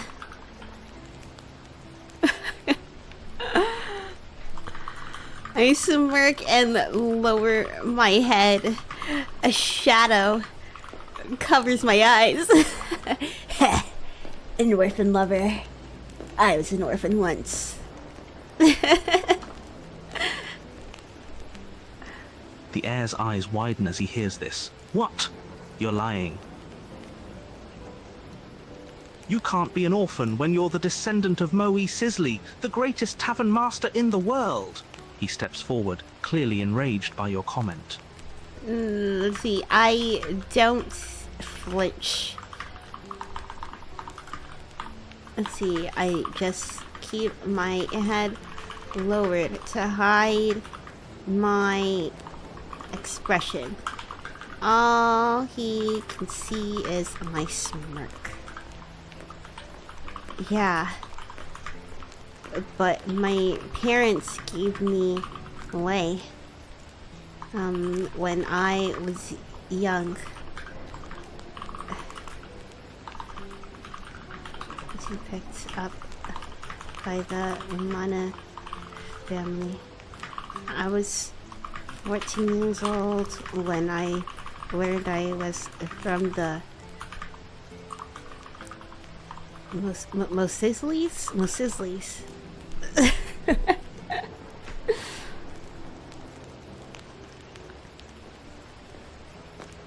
The heir's eyes flash with anger for only a moment, but then they quickly calm down. He gets quiet for a few moments, then speaks once more, a much different tone to his previous one. Why did you not say anything before? We could have made a deal. You could have profited as much as I will. We could have been the ultimate team. Instead, you chose the path of moral rights and sustainable fashion. If it wasn't for those, I would have considered you a worthy opponent. But now...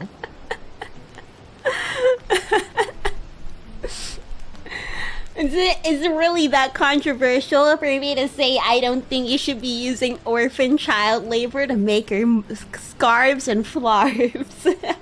Whatever the heck a flarv is, a flarv. Scarves and flarves. Dr. Seuss looking company. Okay, okay.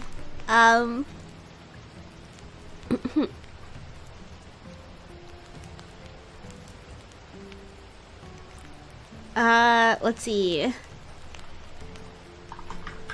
I look up at them. My eyes showing a hint of compassion. Maybe we could work this out. We are family after all.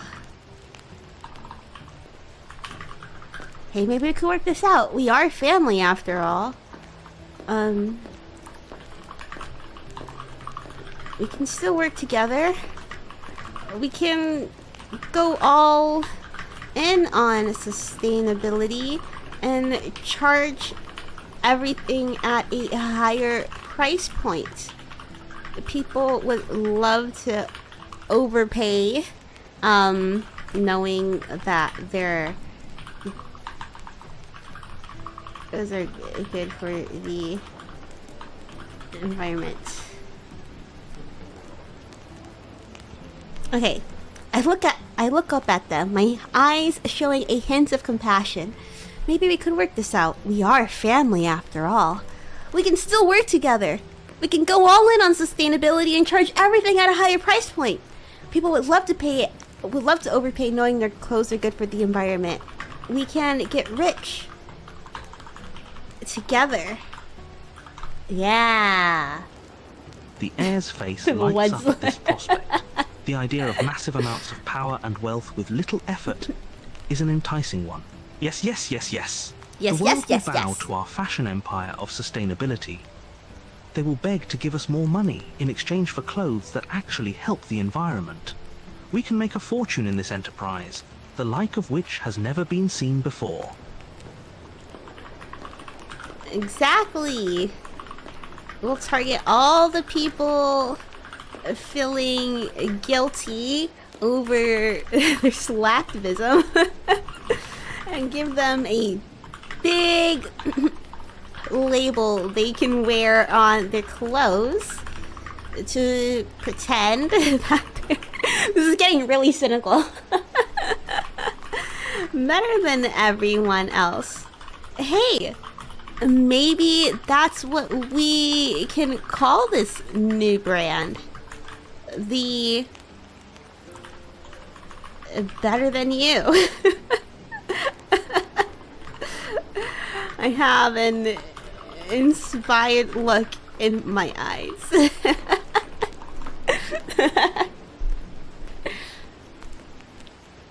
The heir smiles and nods happily, his eyes filled with glee. Yes, it's genius. The better than you. That name makes so much sense. Yes, it All does. the rich idiots will love it. They'll line up just to give us all of their money, since we're the only sustainable fashion brand out there. And no more orphans will be exploited. Everybody wins. No, everybody profits. Everybody profits. Yeah. Yes. And since I figure that the news will break about Mo's using orphan child. Wait, let's see. Like sooner or later, I say let's.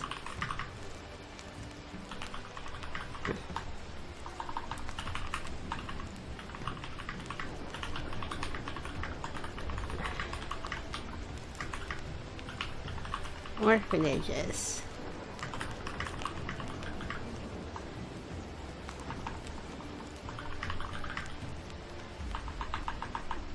Oh yeah, okay.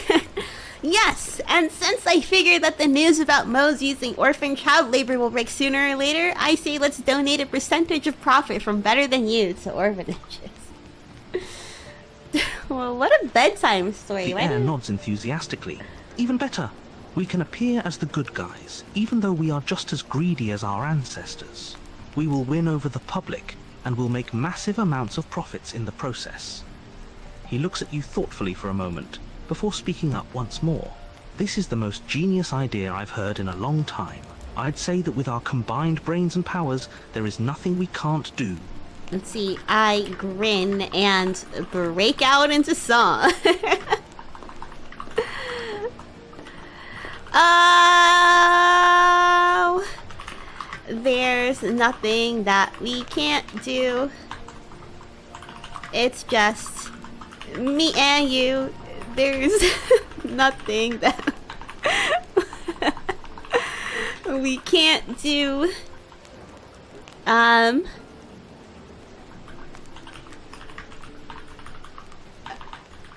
the genius. You're number 2. Okay. I grin and break out into song. Oh, there's nothing that we can't do. It's just me and you. There's nothing that we can't do. I'm the genius. You're number 2. Continue the song. Oh, yes, yes, yes. The air can't help but smile at this, and joins in singing. There's nothing that we can't do. It's just me and you. With our powers combined, we'll make a ton of moolah. Our power is supreme. We'll be richer than we have ever dreamed. We'll get all the fame. The world will be our domain.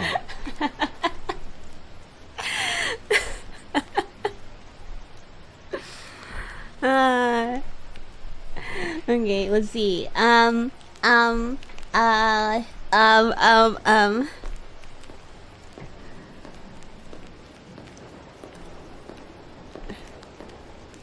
Alright, I think the song's over. Let's, please skip, please time skip to the next part.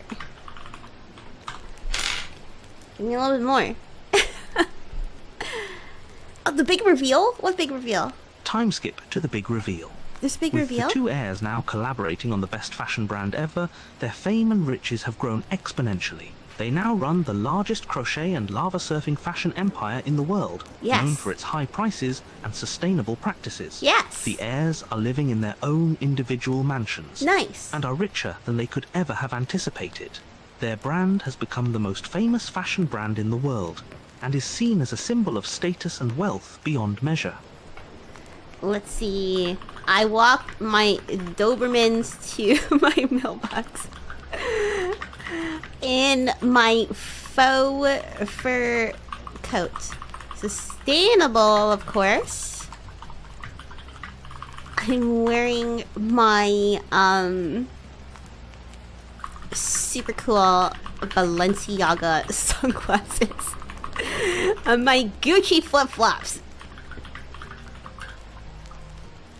I call the air on my cell phone. Oh, darling.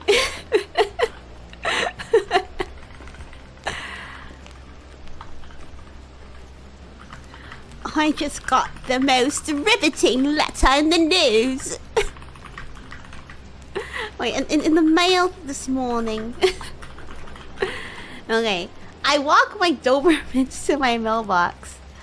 In my faux fur coat. Sustainable, of course. I'm wearing my super cool Balenciaga sunglasses and my Gucci flip-flops while riding the hoverboard.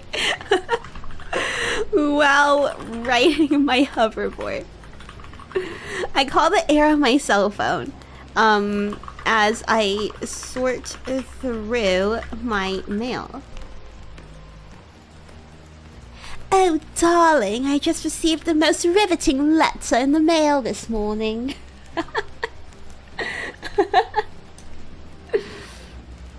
The heir laughs as he picks up the phone. Oh, sweets, how I love your dramatic flair. What letter could it possibly be? They answer you, their voice filled with their typical pretentious and haughty demeanor.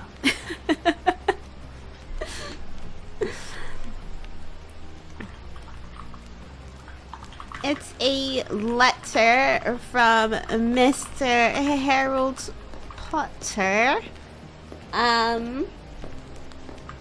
He says that he'd like to speak with us tonight at his castle.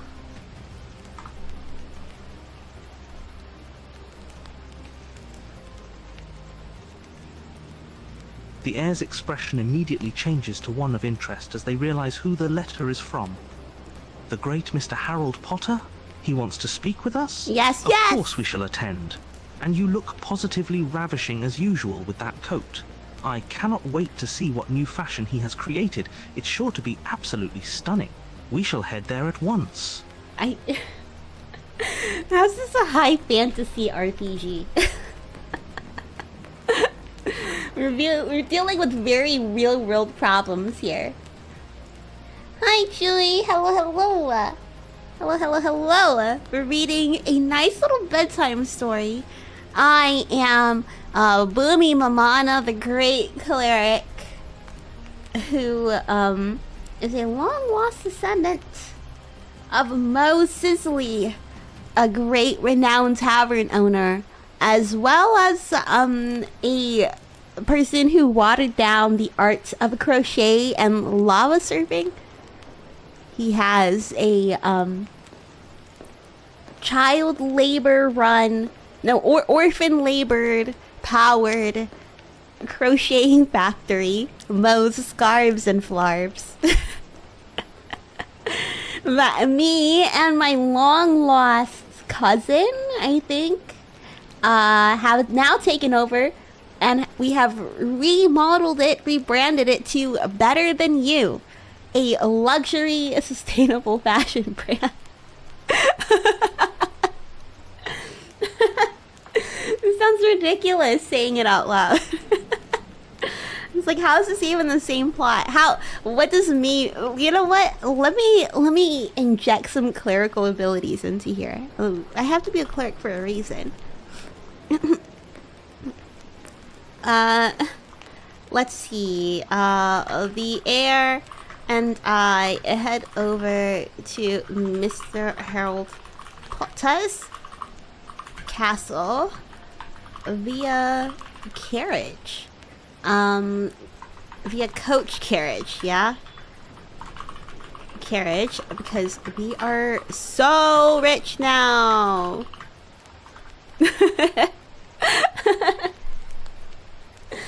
Oh yeah, wait, maybe I can turn off the rain too. It's not raining anymore. Traveling.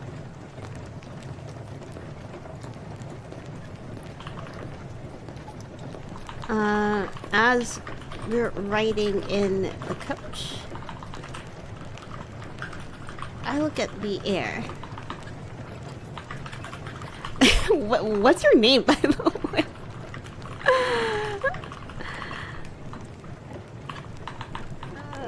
We are cousins, are we not? I'm just asking because I'm a little concerned. He called me ravishing. The heir laughs, clearly enjoying the carriage ride.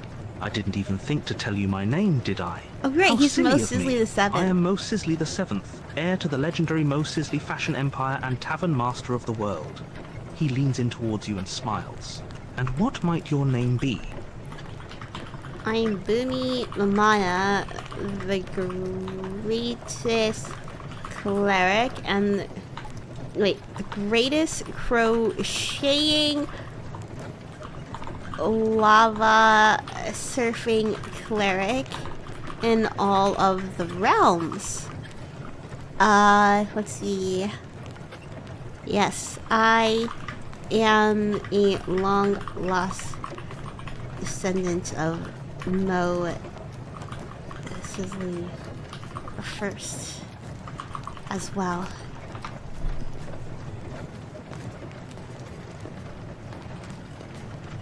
The heir's eyes light up as he hears this. Well, look at that. Family reunion already.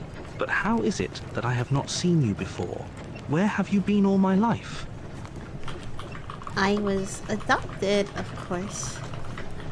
My parents gave me away after the incident. You may know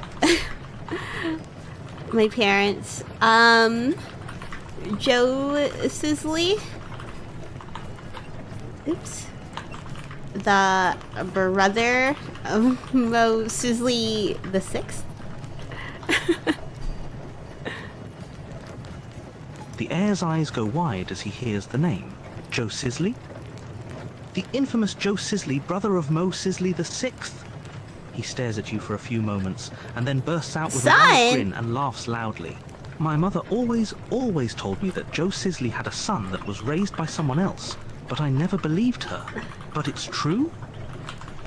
I'm their daughter! Son, I slapped the air.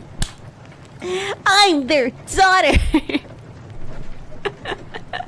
The heir begins laughing hysterically at this. Ha ha!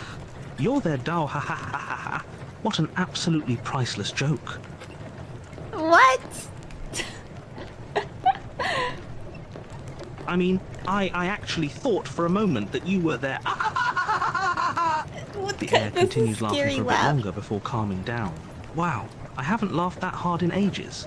Oh, you are wonderful. I think I might actually like you after all, even though you're a girl.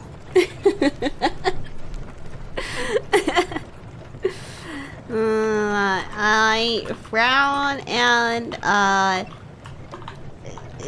sit back in my seat. I stay quiet. Quiet.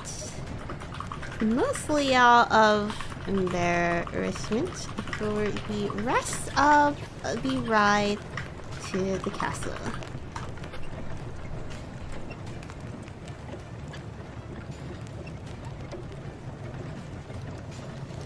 Eventually, the two of you arrive at the massive castle that sits in the middle of the forest. It stands tall and mighty amongst the trees around it, shining with a golden hue from the sun reflecting off of their white marble walls. The heir takes a moment to admire the castle, before he turns back to you with a serious expression. Now, we must be our very best and make sure we impress Mr. Potter. I know he is fond of the new sustainable fashion movement, but I must also prove to him that I am worthy of the Mo Sisley legacy.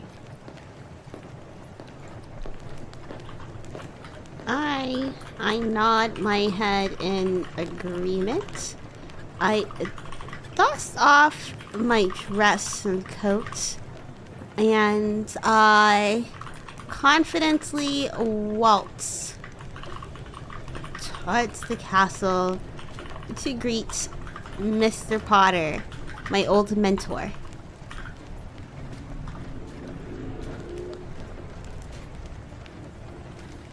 As you approach the castle, you have a glance around you. The surrounding forest is as pristine as you remember it being all those years ago. Trees rise up and stretch their lush green leaves over the forest floor. All creatures move around you in perfect harmony and peace, as if this place has been touched by the gods themselves. As you two approach the castle, the doors swing open, and standing there, waiting to welcome you in, is the great master of fashion, Mr. Harold Potter.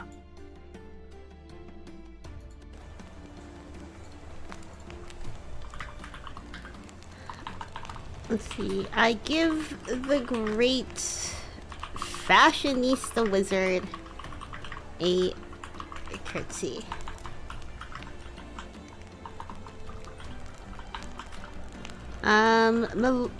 My lord?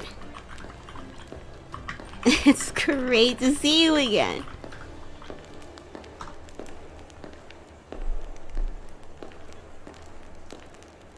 Mr. Harold Potter nods politely as you curtsy and greet him, but makes no comment on your gesture. What? The pleasure is mine. It's been far too long since we last saw each other. Okay. I've been looking forward to your visit to my home. He motions towards the inside of the castle. Please feel free to come inside. Join me in my main study. There is much to discuss. Let's see, we follow him into his study. The inside of the castle is just as lavish as the outside. The floors are covered in deep purple carpeting, and the walls are adorned with various paintings of magical creatures and scenes of the forest. In the middle of the room, there is a small table around which many chairs are arranged. Mr. Harold Potter sits down at the head of the table, gesturing for you and the heir to sit down as well. I'm sure this will be a rather long meeting, but it is an important one. Please be seated. I take a seat. I am very eager to hear why you have called us here so hastily, my lord.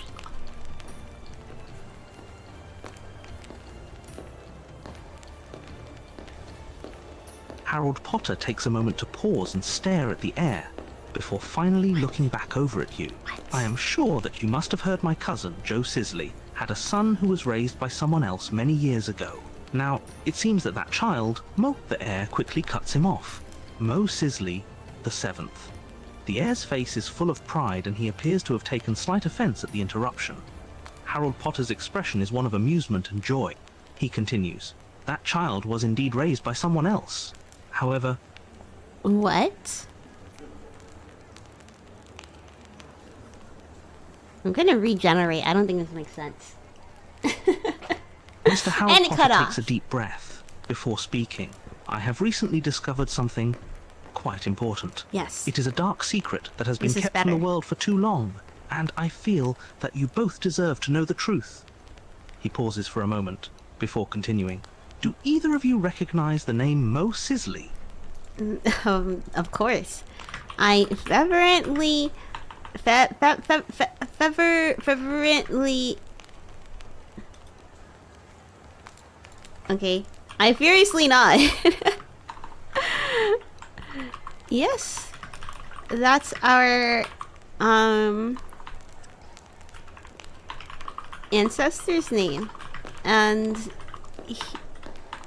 he's Mo Sisley the 7th. I point to the heir. Mr. Harold Potter nods as he hears this. Yes, I know that you are the heirs of Mo Sisley the 7th. What you might not be aware of, however, is that there is someone who is attempting to usurp the Mo Sisley name and claim it for their own. Have you ever heard of the infamous Joie Sisley? Joie Sisley?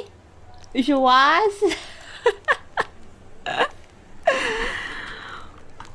Joie Sisley? I repeat with a confused intonation. Joie Sisley? Mr. Harold Potter nods as he hears your confusion. That's right, Joie Sisley. He is a ruthless businessman who has been trying to take over the Mo Sisley fashion empire for over 20 years now. His Okay. business tactics are ruthless and immoral, and the entire fashion industry has been forced to adapt to keep up with his company. His company is known for its unsustainable practices and greed. As a result, the entirety of the fashion industry has been tainted. We need someone to end his reign of terror. I look at Mo the 7th with a confused expression and back at Harold. But I thought we won. We became rich off of a sustainable luxury fashion brand. I thought fast fashion had been eradicated from all of the realms. Mr. Harold Potter shakes his head as he hears this. Sustainability did indeed become the norm for a short period of time, yet it is no longer true. Joie Sisley has come back with a vengeance. The entire fashion world is divided right now, with sustainability advocates and fast fashion lovers fighting constantly. The entire world seems to be teetering on the edge of a major societal shift, which could have untold consequences. We need you two to help us stop Joie Sisley once and for all. I furrow my brow and look down, muttering under my breath. Just tell me what we gotta do. Wait, no. And look down. Let's see. I speak through gritted teeth.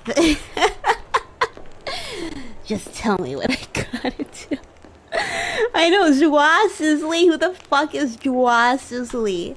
You sound like you would be not dipping your toes in fast fashion with a name like that. Mr. Harold Potter's eyes light up as he sees the fire in your eyes. We need you guys to pose as guests at one of Joie Sizzly's lavish parties and find proof, any proof of unsustainability in his company. We can use this proof as evidence that Joie Sizzly's company should be removed from all of the stores. Once we have that evidence, Joie Sizzly's entire foundation will collapse. In turn, we will step in to start a new, sustainable fashion empire that will last forever. I nod. Alright. I'm in.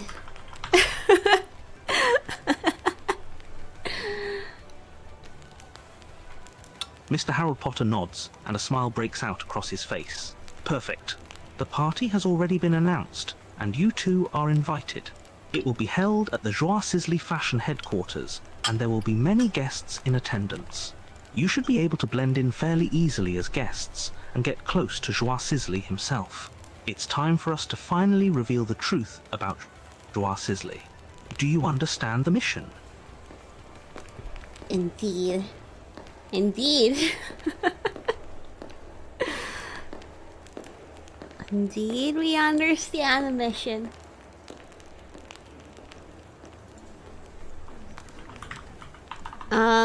Let's see. Alright, yeah. I nod and look at Mo the Seventh. The heir nods. I understand the mission. We will blend into the party using our status as heirs of the Mo Sizzly fashion empire and get as close to Joie Sizzly as we can. We will listen in on his conversations and gather as much proof of unsustainability as we can. Once we have this proof, we will expose him for the fraud that he is. We will then replace his empire with one of sustainability, and we will establish a new era of fashion for the world. Okay. Alright. Sounds like a plan. Alright, let's time skip to the party, please.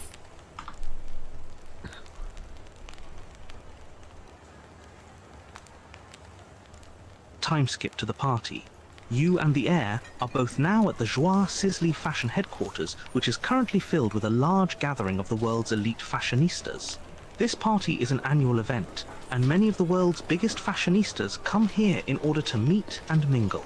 Joie Sizzly himself is sitting at the head of a large table in the middle of the room, wearing his trademark white suit and smoking a cigar. Okay, let's see. I'm wearing a lavish pink gown. And I don't know, pearl jewelry, whatever. Okay. I approach Joie Sizzly with a hand extended. Boomi Sizzly, charmed.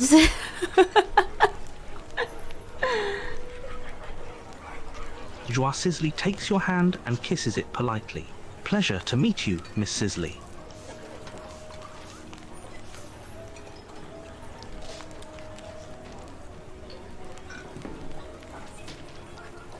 And might I say, your dress is exquisite. After he lets go of your hand, he blows a large cloud of smoke out of his nose. Let me guess. You're one of my distant relatives, right? I nod softly. I nod gently. Indeed. I started my own fashion empire. With the money left by Mo the First. Better than you. I'm sure you've heard of it. We made 3 billion ducats. That's like the currency, right? Last year. I nod gently. Indeed, I started my own fashion empire with the money left by Mo the First. Better than you. I'm sure you've heard of it. We've made 3 billion ducats last year. Joa Sisley snickers as he hears this. Yeah, I've heard of you. You're that new company that's been making a splash in the industry lately. He blows another cloud of smoke from his nose. Better than you, huh? Is that what you really believe? Let me guess. Your fashion is all about sustainability, right? Let's see. I smirk to the public. Yes. But to our stakeholders, it's all about exploiting the movement of sustainability. That's where the true profit lies. Joa Sisley chuckles at this. Exactly, finally someone who understands. We have to make this damn planet believe that they are living a sustainable lifestyle, when in reality they are just consuming more and more. If they knew what we were actually up to, they'd tear us to pieces. It's funny how easy it is to fool those dumb greenies. So you really mean to tell me that Better Than You is just a bunch of phony sustainability garbage? I shake my head. Phony? No, darling. Can't make money off of phony product. You must commit. Hide your true intentions. I gotta add some spice into this. Sisley laughs in agreement with this. Exactly. You have to hide the unsustainability. There is no unsustainability. unsustainability. That's where the real money lies. Those damn greenies are too stupid to look beyond a pretty label. They have no idea what we're actually doing. I furrow my brow. My company is nothing like yours. We are truly sustainable. That's why we make so much money. Duh. I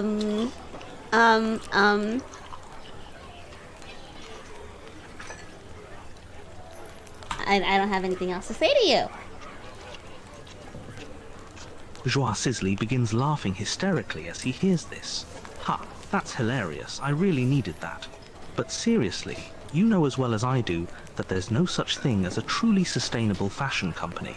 The industry is built on the backs of slave workers in third world countries. That's just how it is. If you were really sustainable, then you wouldn't just be rich, you would be impoverished. And I know for a fact that you're not poor, darling. Not the reed. Let's see, I laugh at his face. I think you're forgetting we live in a world where magic labor exists. We just pay our fairy workers a fairly fair fairy wage. Joa Sisley continues laughing as he hears that. Oh, so you're telling me that you use magic to manufacture your clothing? Let me just ask you one question. Where do you get the mana that is needed to sustain your magic factories? If memory serves, that's not exactly a sustainable method of production. Not this guy reading me. We close our factories when we run out of mana. That's why we can charge our pieces for so much, because they're always limited stock and high in demand. That's a non-artificial, what do you call it? Supply squeeze? I'm just gonna end up arguing with this guy. We're gonna fight him in a second. Joa Sisley snorts as he hears this. That's just a fancy way of saying that you operate your factories in bursts in order to limit the supply and drive up prices. And since you limit your factories, this means that you are not continuously producing goods, which means you are creating artificial scarcity in order to increase There we go, artificial prices. scarcity. It's just a different form of artificial manipulation, but artificial manipulation all the same. Well, it's better than orphan labor. I mutter under my breath. Let's see, my hand settles on the helm of my enchanted sword. I look and I glance back at Mo the 67th, the 7th.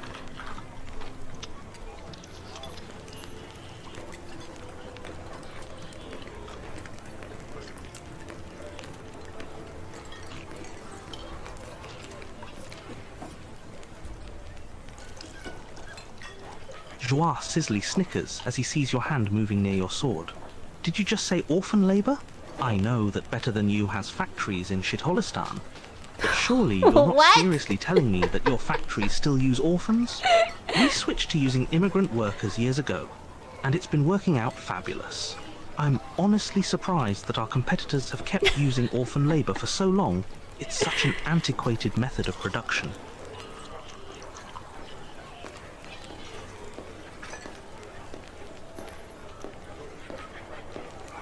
What?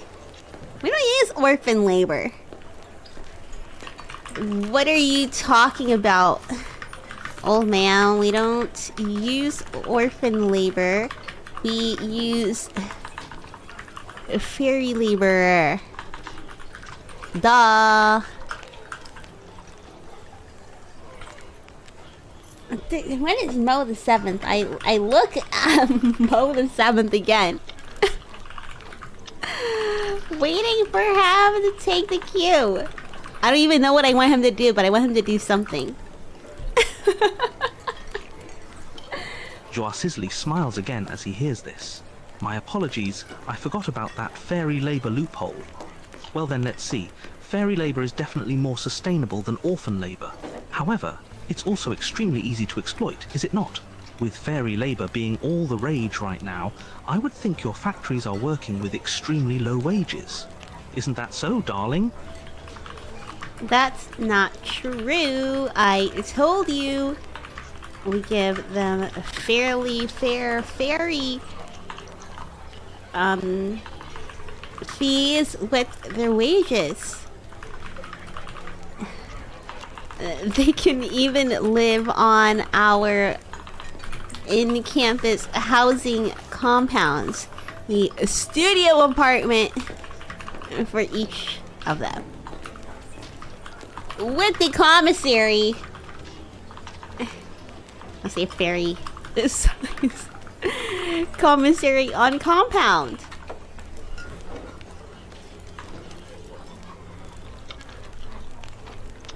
Joa Sisley laughs again as he hears this. That all sounds very nice on paper, but I'm willing to bet that your fairy workers have zero bargaining power when it comes to their wages. And with such low Actually wages, have a union. I'm sure they can barely even afford that studio apartment that you're talking about. So really, your fairy workers are stuck with low wages and long hours. They might as well be working in an orphan sweatshop for all intents and purposes, end quote.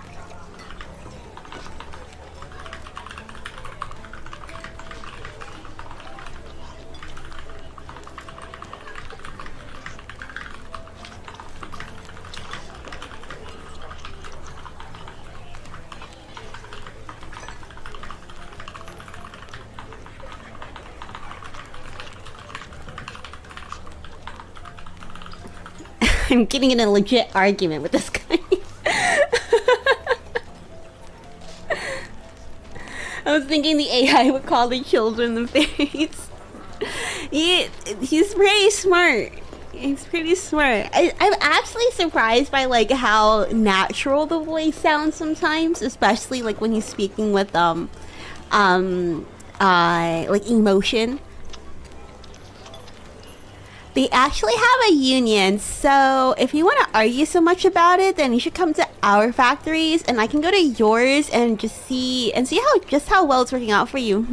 And then we can each interview our workers.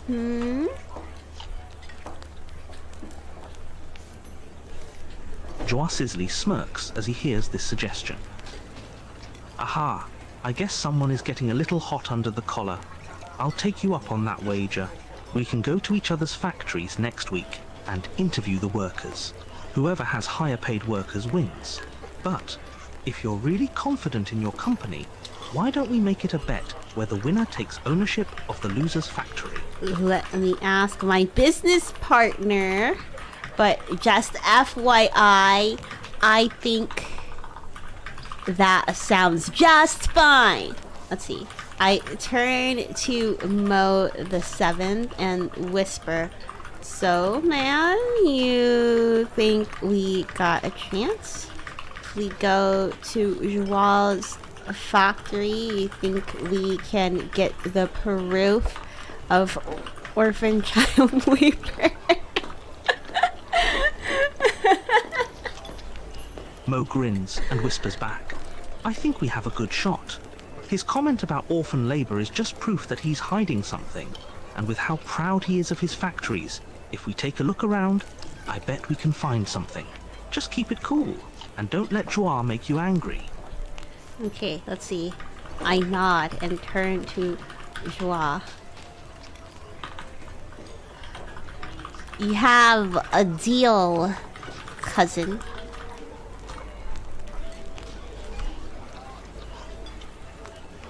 Joa smiles as he hears this. Perfect, then we have a deal. I'll see you next week. Let's hope you can put up a good fight. Time skip to 1 week later. I'm not gonna let him see my factory first. We're going to his factory. Mo the 7th and I arrive at Joa's factory. I have taken a special perception increasing potion, so I can be extra aware of anything that may seem out of place.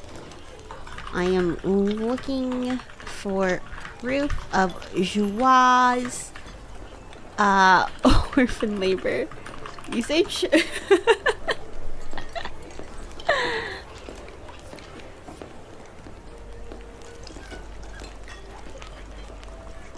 As you arrive at Joa's factory, you are immediately hit with the smell of cheap magic being used to run extremely shoddy equipment. The factory is not nearly as well run as Joa's suit and cigar would suggest. You also notice lots of cheap construction being used, with many poorly built walls and low-quality metal pipes used for pipes. Mo seems to be taking it all in, noticing the shoddy construction. You also notice some extremely low-class goblins working the lines, all of whom look like they're malnourished, and malnourished beyond belief. Oh my god, why would he invite us over? Oh my god, this place looks like shit. I whisper to Mo the 7th, only audible to him. I take out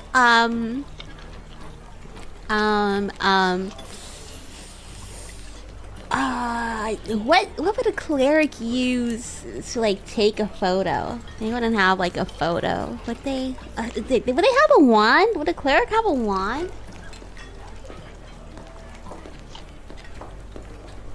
What does a cleric use to perform magic? Cosmic forces. Okay. So I can just cast it with my fingers. I wave a finger. I wave a finger that paints a magic portrait of the scenery onto my sketchbook. Mostly sketches.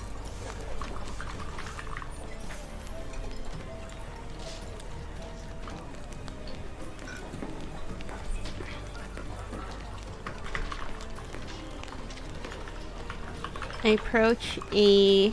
let's see.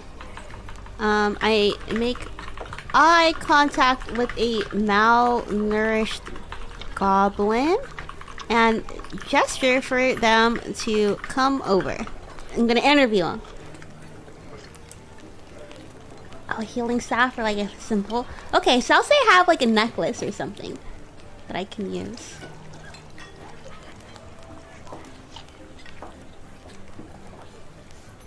Oh. No voice. A malnourished goblin you gesture at looks like they are only around 10 or 12 years old, and they approach you slowly. Their eyes are filled with a mixture of fear and despair. They finally stop in front of you. Mind if I interview you, little one? We're here to inspect the conditions of this here factory. No need to be scared.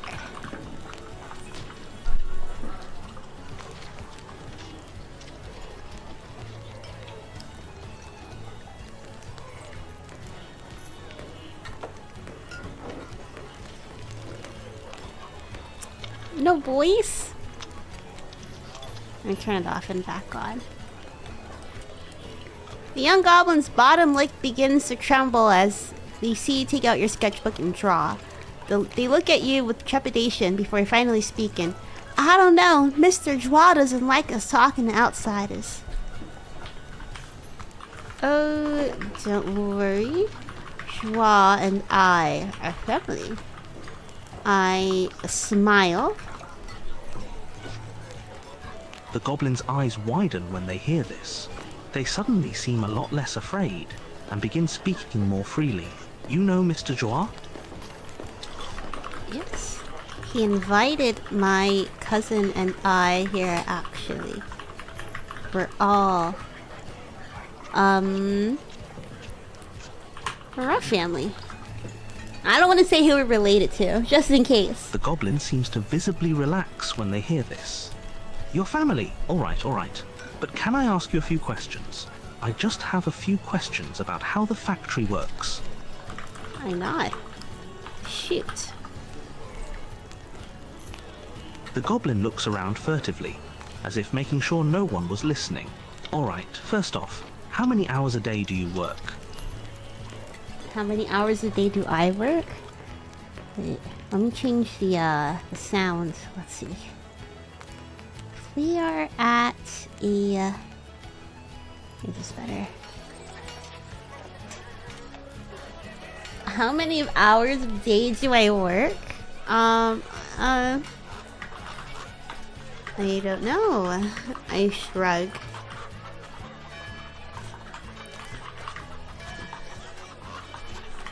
Perhaps 6 to 9.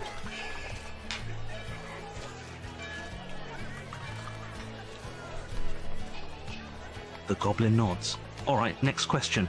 How many breaks do you get during your workday? Why, 3, of course.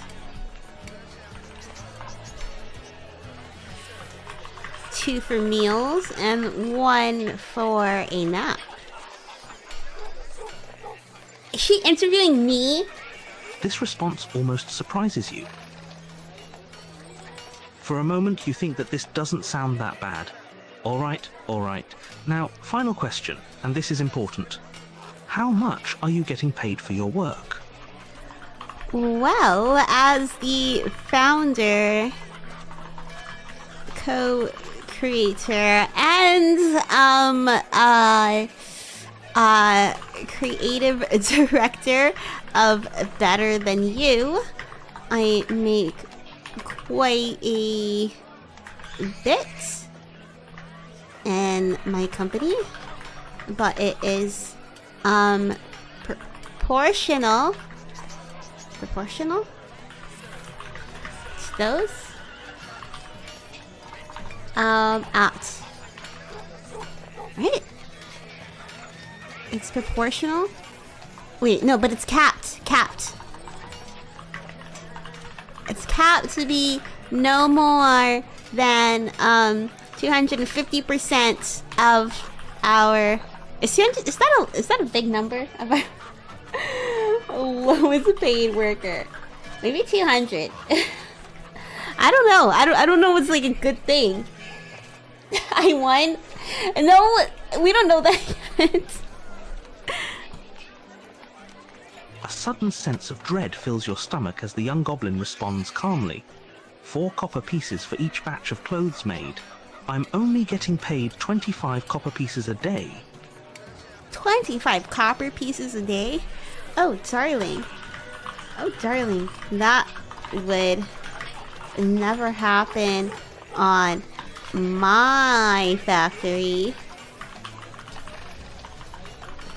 All we have to do is just send this to the king or the wizard.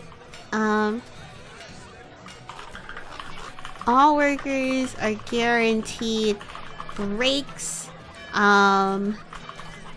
capped work days, and fair wages. The young goblin looks up. You know, Mr. Joie promised us fair wages, but now that I see how much better the workers are treated at your factory, maybe there might be something to be said about this whole fair wage thing. You can fight for your rights by joining me to speak with the Mr. Harold Potter.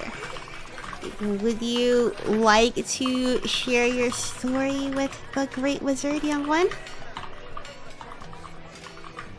Oops. The young goblin's eyes light up. You're telling me that I could talk to thee, Mr. Harold Potter? They seem almost starstruck by the mere suggestion.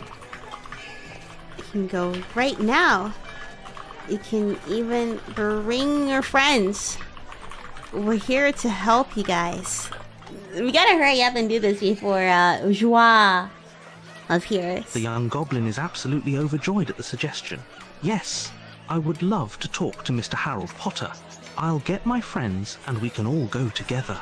Let's see, I nod and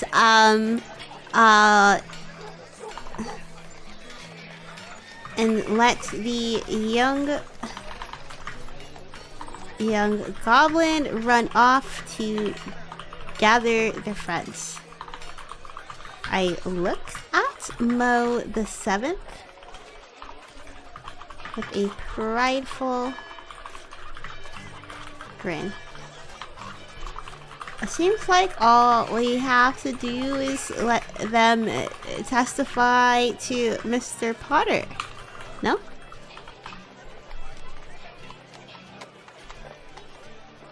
Mo nods. It certainly seems so, darling. However, we should prepare for Joie to fight. He's not going to give up his factories without a fight. I'll see if there is any other evidence that we can find, just in case. Let's see, I nod and wait patiently for Mo to come back, as well as the young goblins. One by one, a bunch of malnourished goblins begin to arrive. Not you can also malnourished. see that they all look quite worn out and tired. All of them Not being the around the age orphan of 8, 9 goblin years child old. labor. The group of goblins look at Mo the 7th with a hopeful expression. Did you find anything, Mo? I ask.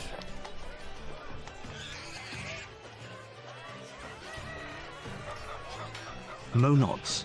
Oh yes, I found some pretty incriminating stuff around here. I think the proof of unfair wages and poor treatment that we've collected will be plenty. but I can't help but feel like there's even more going on here. Let's see what these kids have to say first, though. Okay. I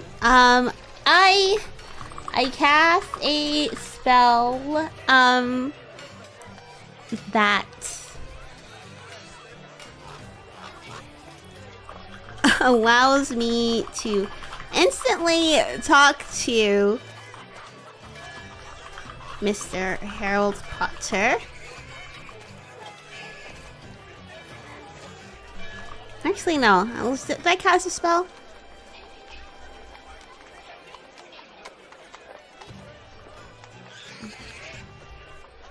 I'm just gonna let you go again. I'm not sure what to write. The group of goblins line up in front of you. All of them look very anxious and tired. One of the goblins speaks up. We were told that Mr. Harold Potter will come listen to us and help us today. Is that true? I nod. We will actually go to his castle, shortly. And you guys can tell him your stories. So if you're ready, let's go. I don't think we can get any more evidence. I don't know. I think these kids are plenty, personally. Mo gives a nod. Right, let's get going, he says, as the two of you begin leading the gaggle of malnourished goblins out of the factory. Okay, alright. We exit the factory and board the children, the goblin children, into the coach carriage. We're just taking these kids out. The goblins jump into the carriage, looking both excited and nervous to see Mr. Harold Potter and to share their stories. Once they are all in the carriage, you both take your seats. Before long, you arrive at the massive castle and are quickly let in by some guards. You proceed down a few hallways until you arrive at a grand throne room. Quiet down. Gather round, children. Quiet down. Quiet down. I say, you call it caroling? Caroling? Shepherding? Shepherding the children into a line in front of me. We wait patiently for Mr. Harold Potter's arrival.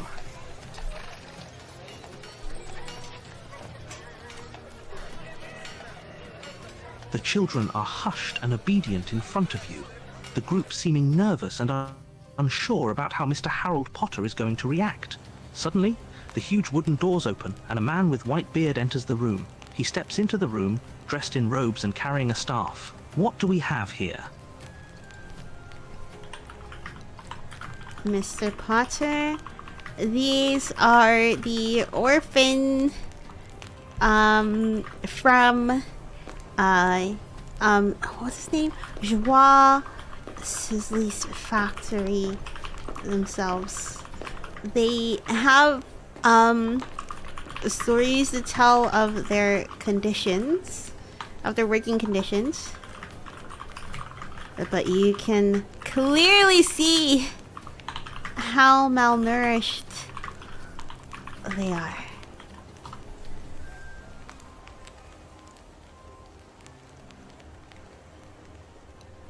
Mr. Potter turns his head toward the children, immediately noticing how frail and malnourished they are.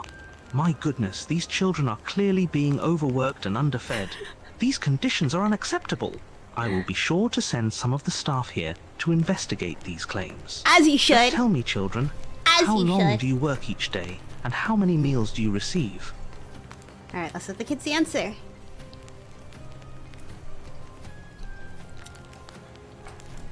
Dawn till dusk. We work from dawn till dusk each day, and we get one meal at midday, sir.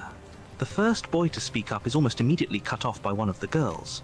Sir, you may not believe this, but they only give us 4 copper pieces per day for all of our work. 4 copper pieces?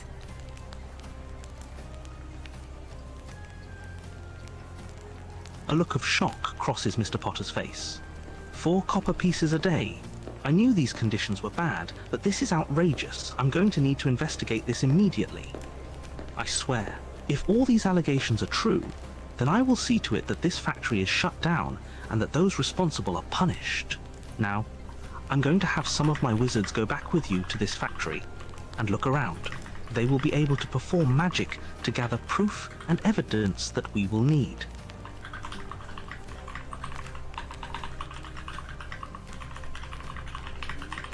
The worn down factory conditions to Mr.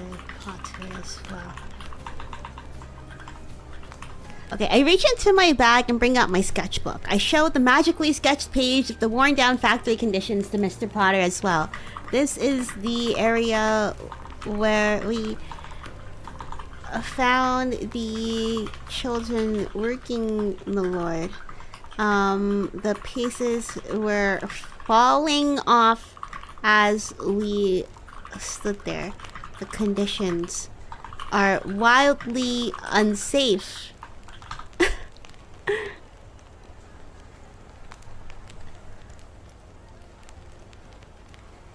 Mr. Potter seems shocked by the sketch of the worn-down factory. This is completely unacceptable. This will certainly be used as evidence when I confront Joie Sisley. Now, child, I'm going to ask you one last question. Has this Joie Sisley used orphans to make money in any other ways aside from labor? What do you mean? Oh my god. Like selling outside of labor? Yes, sir, says the young goblin, seeming ashamed. He sells off our hair and teeth, and even our blood, sir. What? What? What a crazy story. Mr. Potter looks absolutely disgusted upon hearing this. He sells your hair, your teeth, and your blood? This is unbelievable. I will have all of this written down in the report and presented to the High Council. They'll surely have him sentenced for crimes against humanity. What reason could he possibly have for taking the hair from orphans? Ooh, I gag. But try to keep a brave face. What's going on? He takes our hair to make wigs that he then sells to other goblins for more money, sir. What? Says the boy, sounding like he's on the verge of breaking down. So like dentures for the teeth? And the teeth and blood? I ask curiously. I give my handkerchief to the boy.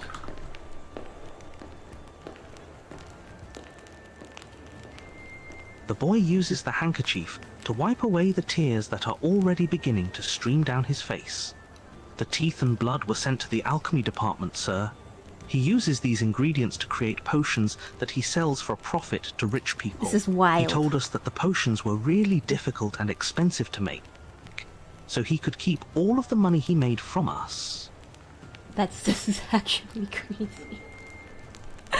Oh, this took such a crazy turn so fast. Oh, man. Okay, alright, keep going. Mr. Potter looks livid upon hearing this. He's using the blood and teeth of orphans to make potions that he can sell to others for profit. Why is he using the blood and teeth of children instead of those in the army, or even adults? Never mind, this is definitely illegal. I'm going to have this information written down and sent as part of the report for him. And he sells wigs made from your hair? Who is buying those? Who is buying those? Tell me, who is buying those?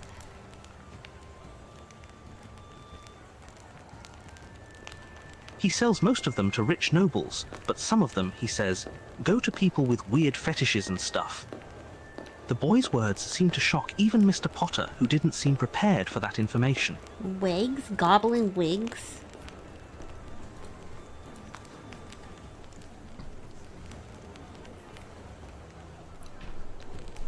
Mr. Potter seems at a loss for words for a moment. Okay, we don't have to get into that. He's selling wigs used for fetishes?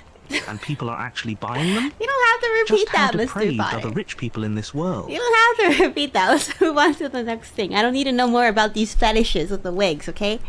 Alright?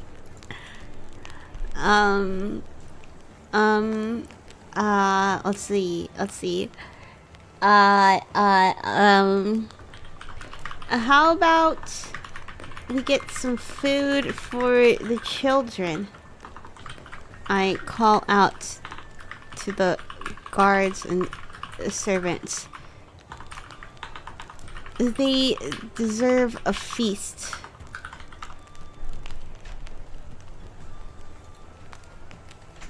Mr. Potter nods. He seems pleased with your suggestion. He waves his hand towards the guards and servants. Yes, let's get these kids some food. They have been through a lot. The guards and servants quickly file out of the room and begin organizing a feast for the children. Here we go. Lucid Boomi wig merch.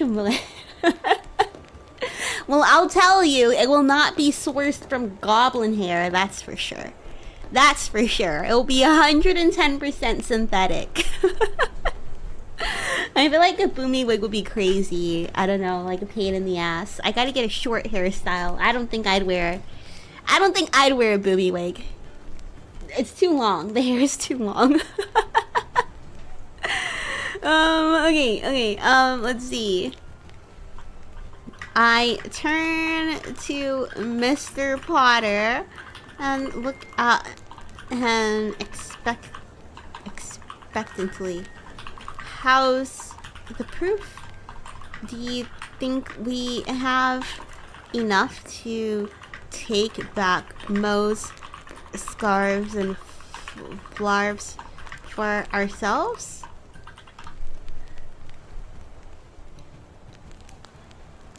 Mr. Potter strokes his beard and thinks for a moment. I believe the proof is more than enough. We have plenty of eyewitness testimony from the children as well as all the physical evidence we need. He pauses for a moment. As for Mo's scarves and flarves, I believe we will be able to secure those as well. Alright. Great. So, did we finish the story? If so, can you wrap it up with a nice ending and post-credit scene?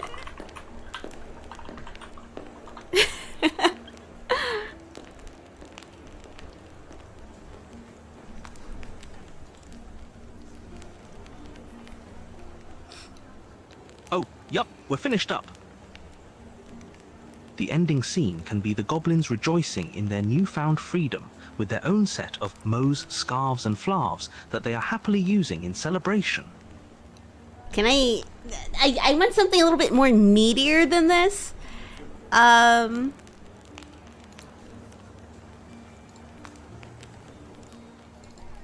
Plus, with a nice ending scene, plus a post-credits / epilogue. Just generate this for me. Give me something nice and meaty. Oh, see, thanks. I would say it's pretty much over. Do you mind if I include a bonus epilogue scene?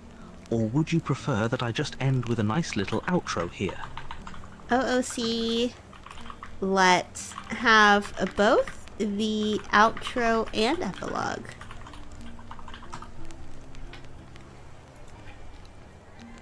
Oh, see, that sounds perfect. Okay, then give it to me.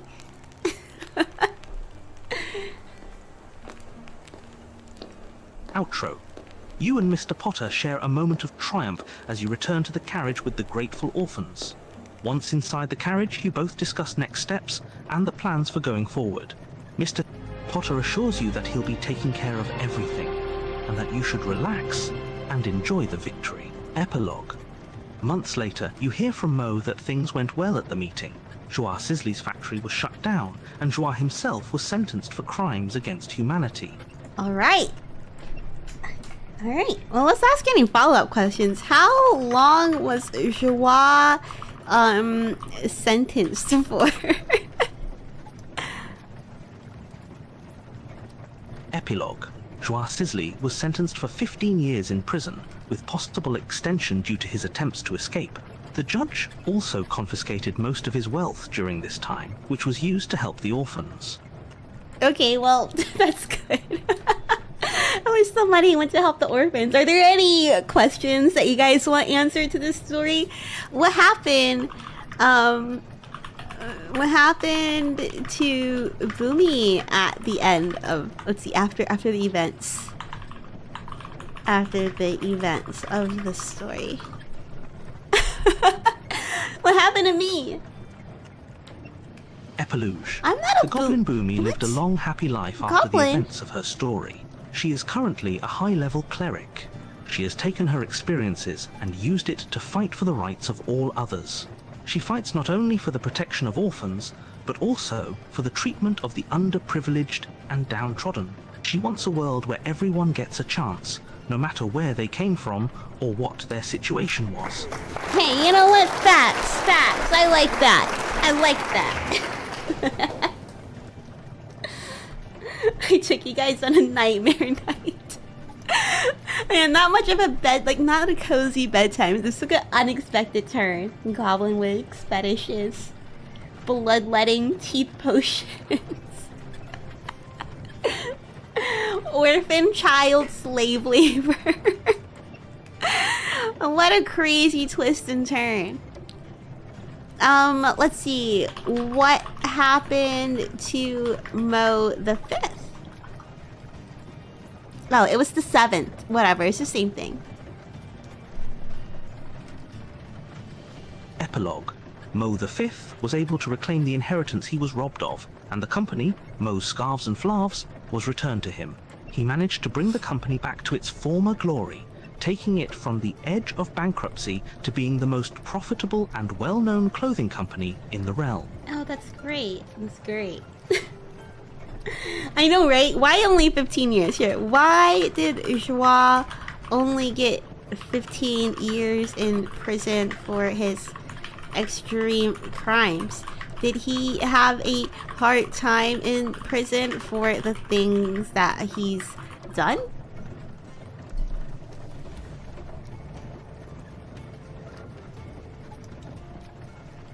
Epilogue. Joie Sisley was only given the minimum amount of jail time for his crimes. It was an injustice that led to massive public outcry. He served his time in the most protected sections of the prison in a very comfortable private cell. He received plenty of luxuries due to his wealth, What is this, even while he was Kingpin? imprisoned.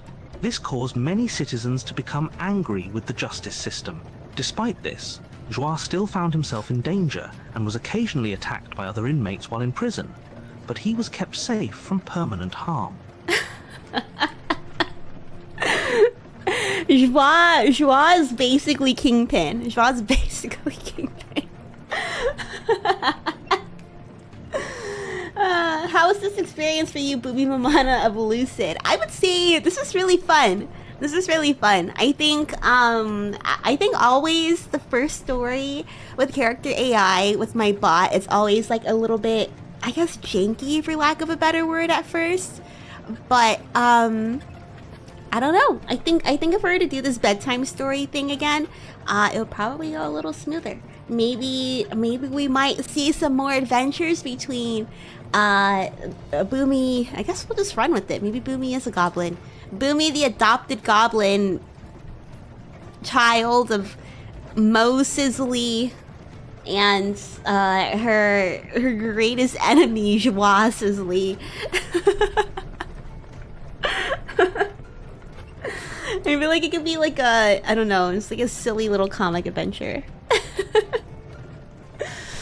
Yeah, I get a little companion, like my own Mushu or my own cricket. I watched Mulan the other day, so that's what's on my mind. Like how those Disney princesses have their own little companions.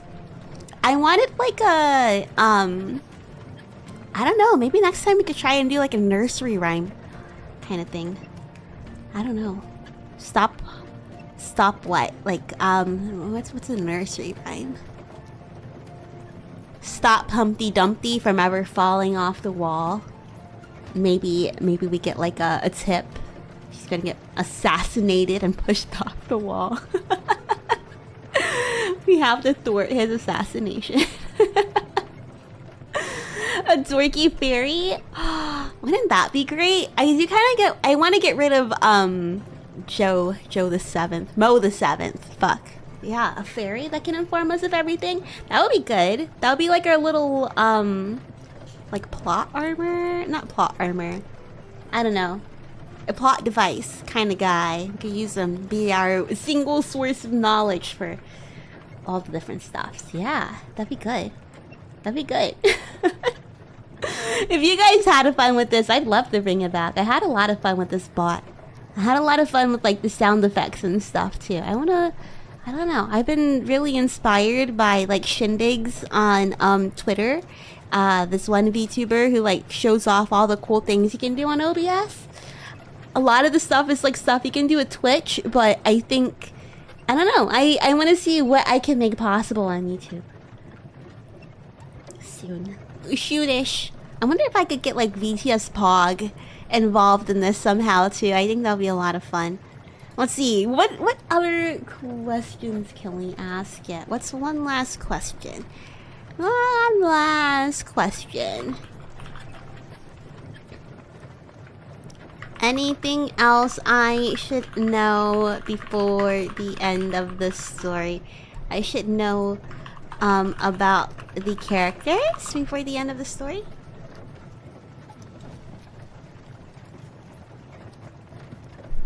Epilogue. Oh, the other orphans, children of found course. new loving foster homes after the factory was shut down. They are now living safe, happy lives. Mr. Harold Potter ended up resigning his position as the King's Mage due to all of the publicity the case caused, but found his own happiness. Mo V, upon reclaimed his throne, continued to run Mo's Scarves and Flarves, the most lucrative clothing company in his domain, for many years to come. Well, that's good to hear. And I guess, let's see, Boomi continues on her journey to, walk across all of the mystical realms that, Venus has to offer. Okay, there we go. Don't continue the story. Oh, okay, never mind. Epilogue. Epilogue. Boomi continues her long journey, walking across the land to explore the mystical realms of Venus. She traverses through the various realms, searching for knowledge and adventure. As she walks, she meets many people and has many amazing experiences.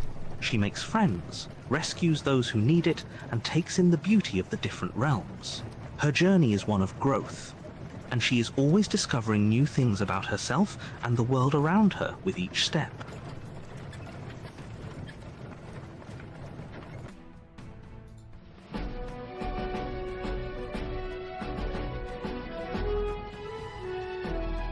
We did it! We finished the story, guys!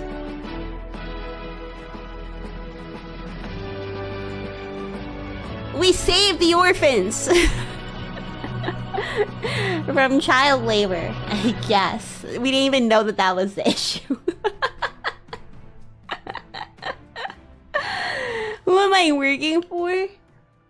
Oh wait, yeah, let me share the link with you guys. This is a high fantasy RPG on character.ai. Did you like this AI? Check it out.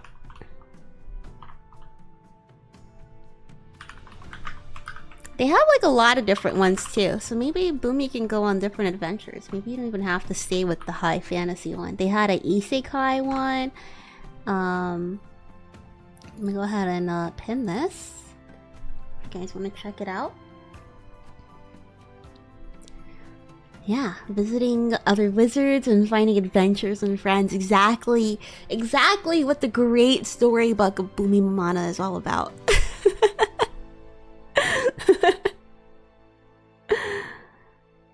Let's try. Oh, the Nightbot. Sorry, I was like messing around with like Nightbot because I didn't know if Stream Elements was working. So I don't know. I don't know what you put down. I wasn't expecting Nightbot to work. I thought I turned it off. I'm sorry. I'm sorry if Nightbot was being a little what do you call it? Strict? Strict? I didn't configure the settings too much. Oh, who are you working for is for the AI. I see, I see. Who are you working for, AI? I know they're incredibly smart. They have so many different ones. They have Otome Isekai, regular Isekai, Cyberpunk Adventure. Honestly, ever since they added the voices on there, I've been having a lot of fun. Royalty RPG, Harry Potter RPG. Lots of different kinds. But yeah, can I get a summary? And I will be on the test. It will not be on the test, actually, so no worries about that. Alright, just to summarize what happened quickly. We joined the great cleric Boomi Mamana on the adventure of rediscovering her past. She wandered into a hut where she took shelter. She took shelter in the shack before stumbling into the great wizard Harold Potter's castle. There, Harold Potter tried to warn her that there was a other descendant of the one, the only Mo Sisley, a renowned tavern owner from many, many moons ago. Turns out this tavern owner was a big fan of child labor. And they ran a crocheting business by using child labor. And this descendant that was heading over to Harold's castle, Mo Sisley the 7th, was trying to bring that back to our family business. Mo's Scars and Flarves. Scarves and Flarves. Upon meeting my long-lost cousin, I was just like, hey, you're Mo Sisley the 7th. I'm Boomi Sisley, long-lost descendant of Mo Sisley. How about we join forces and fight unsustainability by being sustainable and upcharging people hella for our sustainable practices? And he's like, hey, genius, let's do that. So we do that, and we join forces, and we get really rich, and we make our new clothing brand called Better Than You, which is a luxury, sustainable clothing brand. And we make a lot of money. And then one day in the mail, after we're really, really rich, I hear back from Harold Potter, my old mentor, who taught me the ways of crocheting and lava surfing. And he was like, hey, Boomi, I need you to come to my castle ASAP. So me and Mo head to the castle. And Harold Potter is like, Boomi, Mo, you guys have another evil sibling out there, Joie Sisley. Joie Sisley is also using child labor, and we want to end the child labor practices, so you guys must go and fight Joie Sisley. Get some proof that they're using illegal practices so we can take down their factory. So me and Mo Sisley the 5th head over to Joie Sisley's little soiree and get an invite to Joie's castle by basically being like, your place sucks and I bet my place is better, so how about we bet on it? And he's like, bet on it. And yeah, I don't even know why he invited us over, because when we went over, it was like a total piece of shit. All his kids were telling us like, yeah, we're like, our labor is getting exploited and stuff. So we take the kids to go get questioned by Harold Potter, who tells them that they're in safe hands and that they can tell their story. And they let us know that they work from dawn to dusk and they get 1 meal a day and they have terrible living conditions and that their hair and their teeth and blood are being sold to the rich. And Joie's arrested for 15 years, goes trial goes to the magical courts and whatever, and Boomi and Mo the 5th, Mo the 7th, we saved the day. That is a classic bedtime story out of the Vnus magical bedtime storybook. Yeah. But perhaps one day in the future you guys will see some more adventures of Boomi Mamana the great and powerful cleric.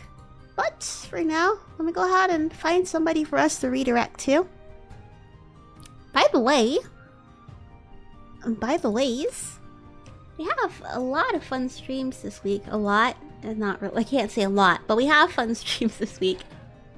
We have Minecraft tomorrow. We'll be playing back on the Lucid SMP. That's why we didn't play yesterday, because we're gonna be playing tomorrow with the Personas. I also have I've been chipping away at some progress on the Venus headquarters.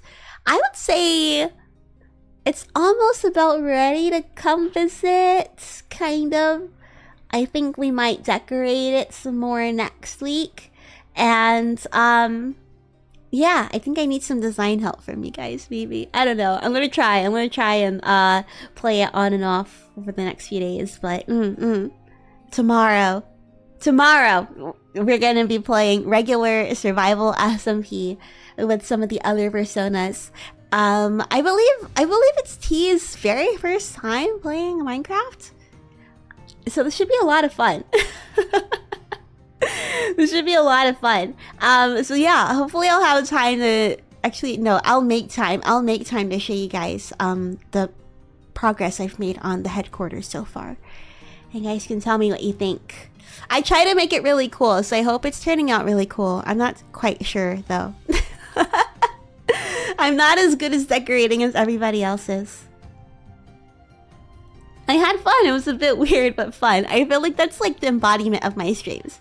It's a bit weird, but I had a good time nonetheless. And then on Friday, we're going to be playing some Roblox Egypt RP. I've been seeing this on TikTok all the time. So I thought, well, if there's any time that game is going to be popping, it should be a Friday night. So we're going to be playing some Egypt RP on Roblox. We're going to start off as a peasant and then make our way up, hopefully to be a pharaoh. Fingers crossed we can make our way to be a pharaoh. Let's just rise through the ranks of the hierarchy just a little bit. Just a little bit. Well, yeah, that is our schedule for this week. I got these tickets, right? The other day. I just got a confirmation in my email that my RSVP has been approved. Okay, it's a long story, but I saw on Instagram this guy in a clown suit that was being walked around by a dominatrix. Okay, it's a wild sentence. And I was like, what the fuck am I looking at? So I went on the person who posted, or I guess he was like tagged in it, because it's like one of those accounts that reposts things, you know? So I looked at the original, I looked at OP, and I was like, oh, wait a second, this person is an artist, right? Their whole page was like these weird, like freaky images of art exhibitions and stuff, I guess, that they're hosting. They're hosting one on Thursday, and in the description they said that there's gonna be nude cages and a furry fountain. I signed up thinking like, oh, you know, whatever, like I'll just RSVP and I'll consider it later on. I wasn't expecting like my RSVP to actually get stamped and approved. I mean, I don't know how RSVPs work. I guess they just approve anybody. I don't know, but I don't know. I wasn't expecting to go, but I got the email in and it's on Thursday and they gave me a time slot and whatever. So I guess I have to go. I am really, really looking forward to subjecting myself to that kind of horror in the first person. So that way I can tell you guys all about it when I see you again. We'll probably talk about it on Friday. And it depends. If I have a lot to talk about, if it's like a completely crazy, mind-blowing experience, then I'll have to save it for like a full stream. But if it's like, oh, you know, it wasn't like that crazy, or I don't know, if it's like a few anecdotes here and there, I'll share it on Friday. Yeah? I'm so excited. I'm scared, but I'm so excited. I've never done anything like this before. A weird art exhibition. I don't know. Hope you have lots of fun. I don't know if fun's the word to describe it. When I looked at his website, right, like previous art exhibitions, I think he sent people his underwear. Like he's like that kind of artist, I guess. Quote unquote artist. He's like, oh, I sent people my underwear. Here's a list of happy customers. And it's just a bunch of people who are looking very happy, holding a pair of whitey tighties in the picture. Beware of this sticky. Ew. Ew. Probably though. Probably if it's his used undie.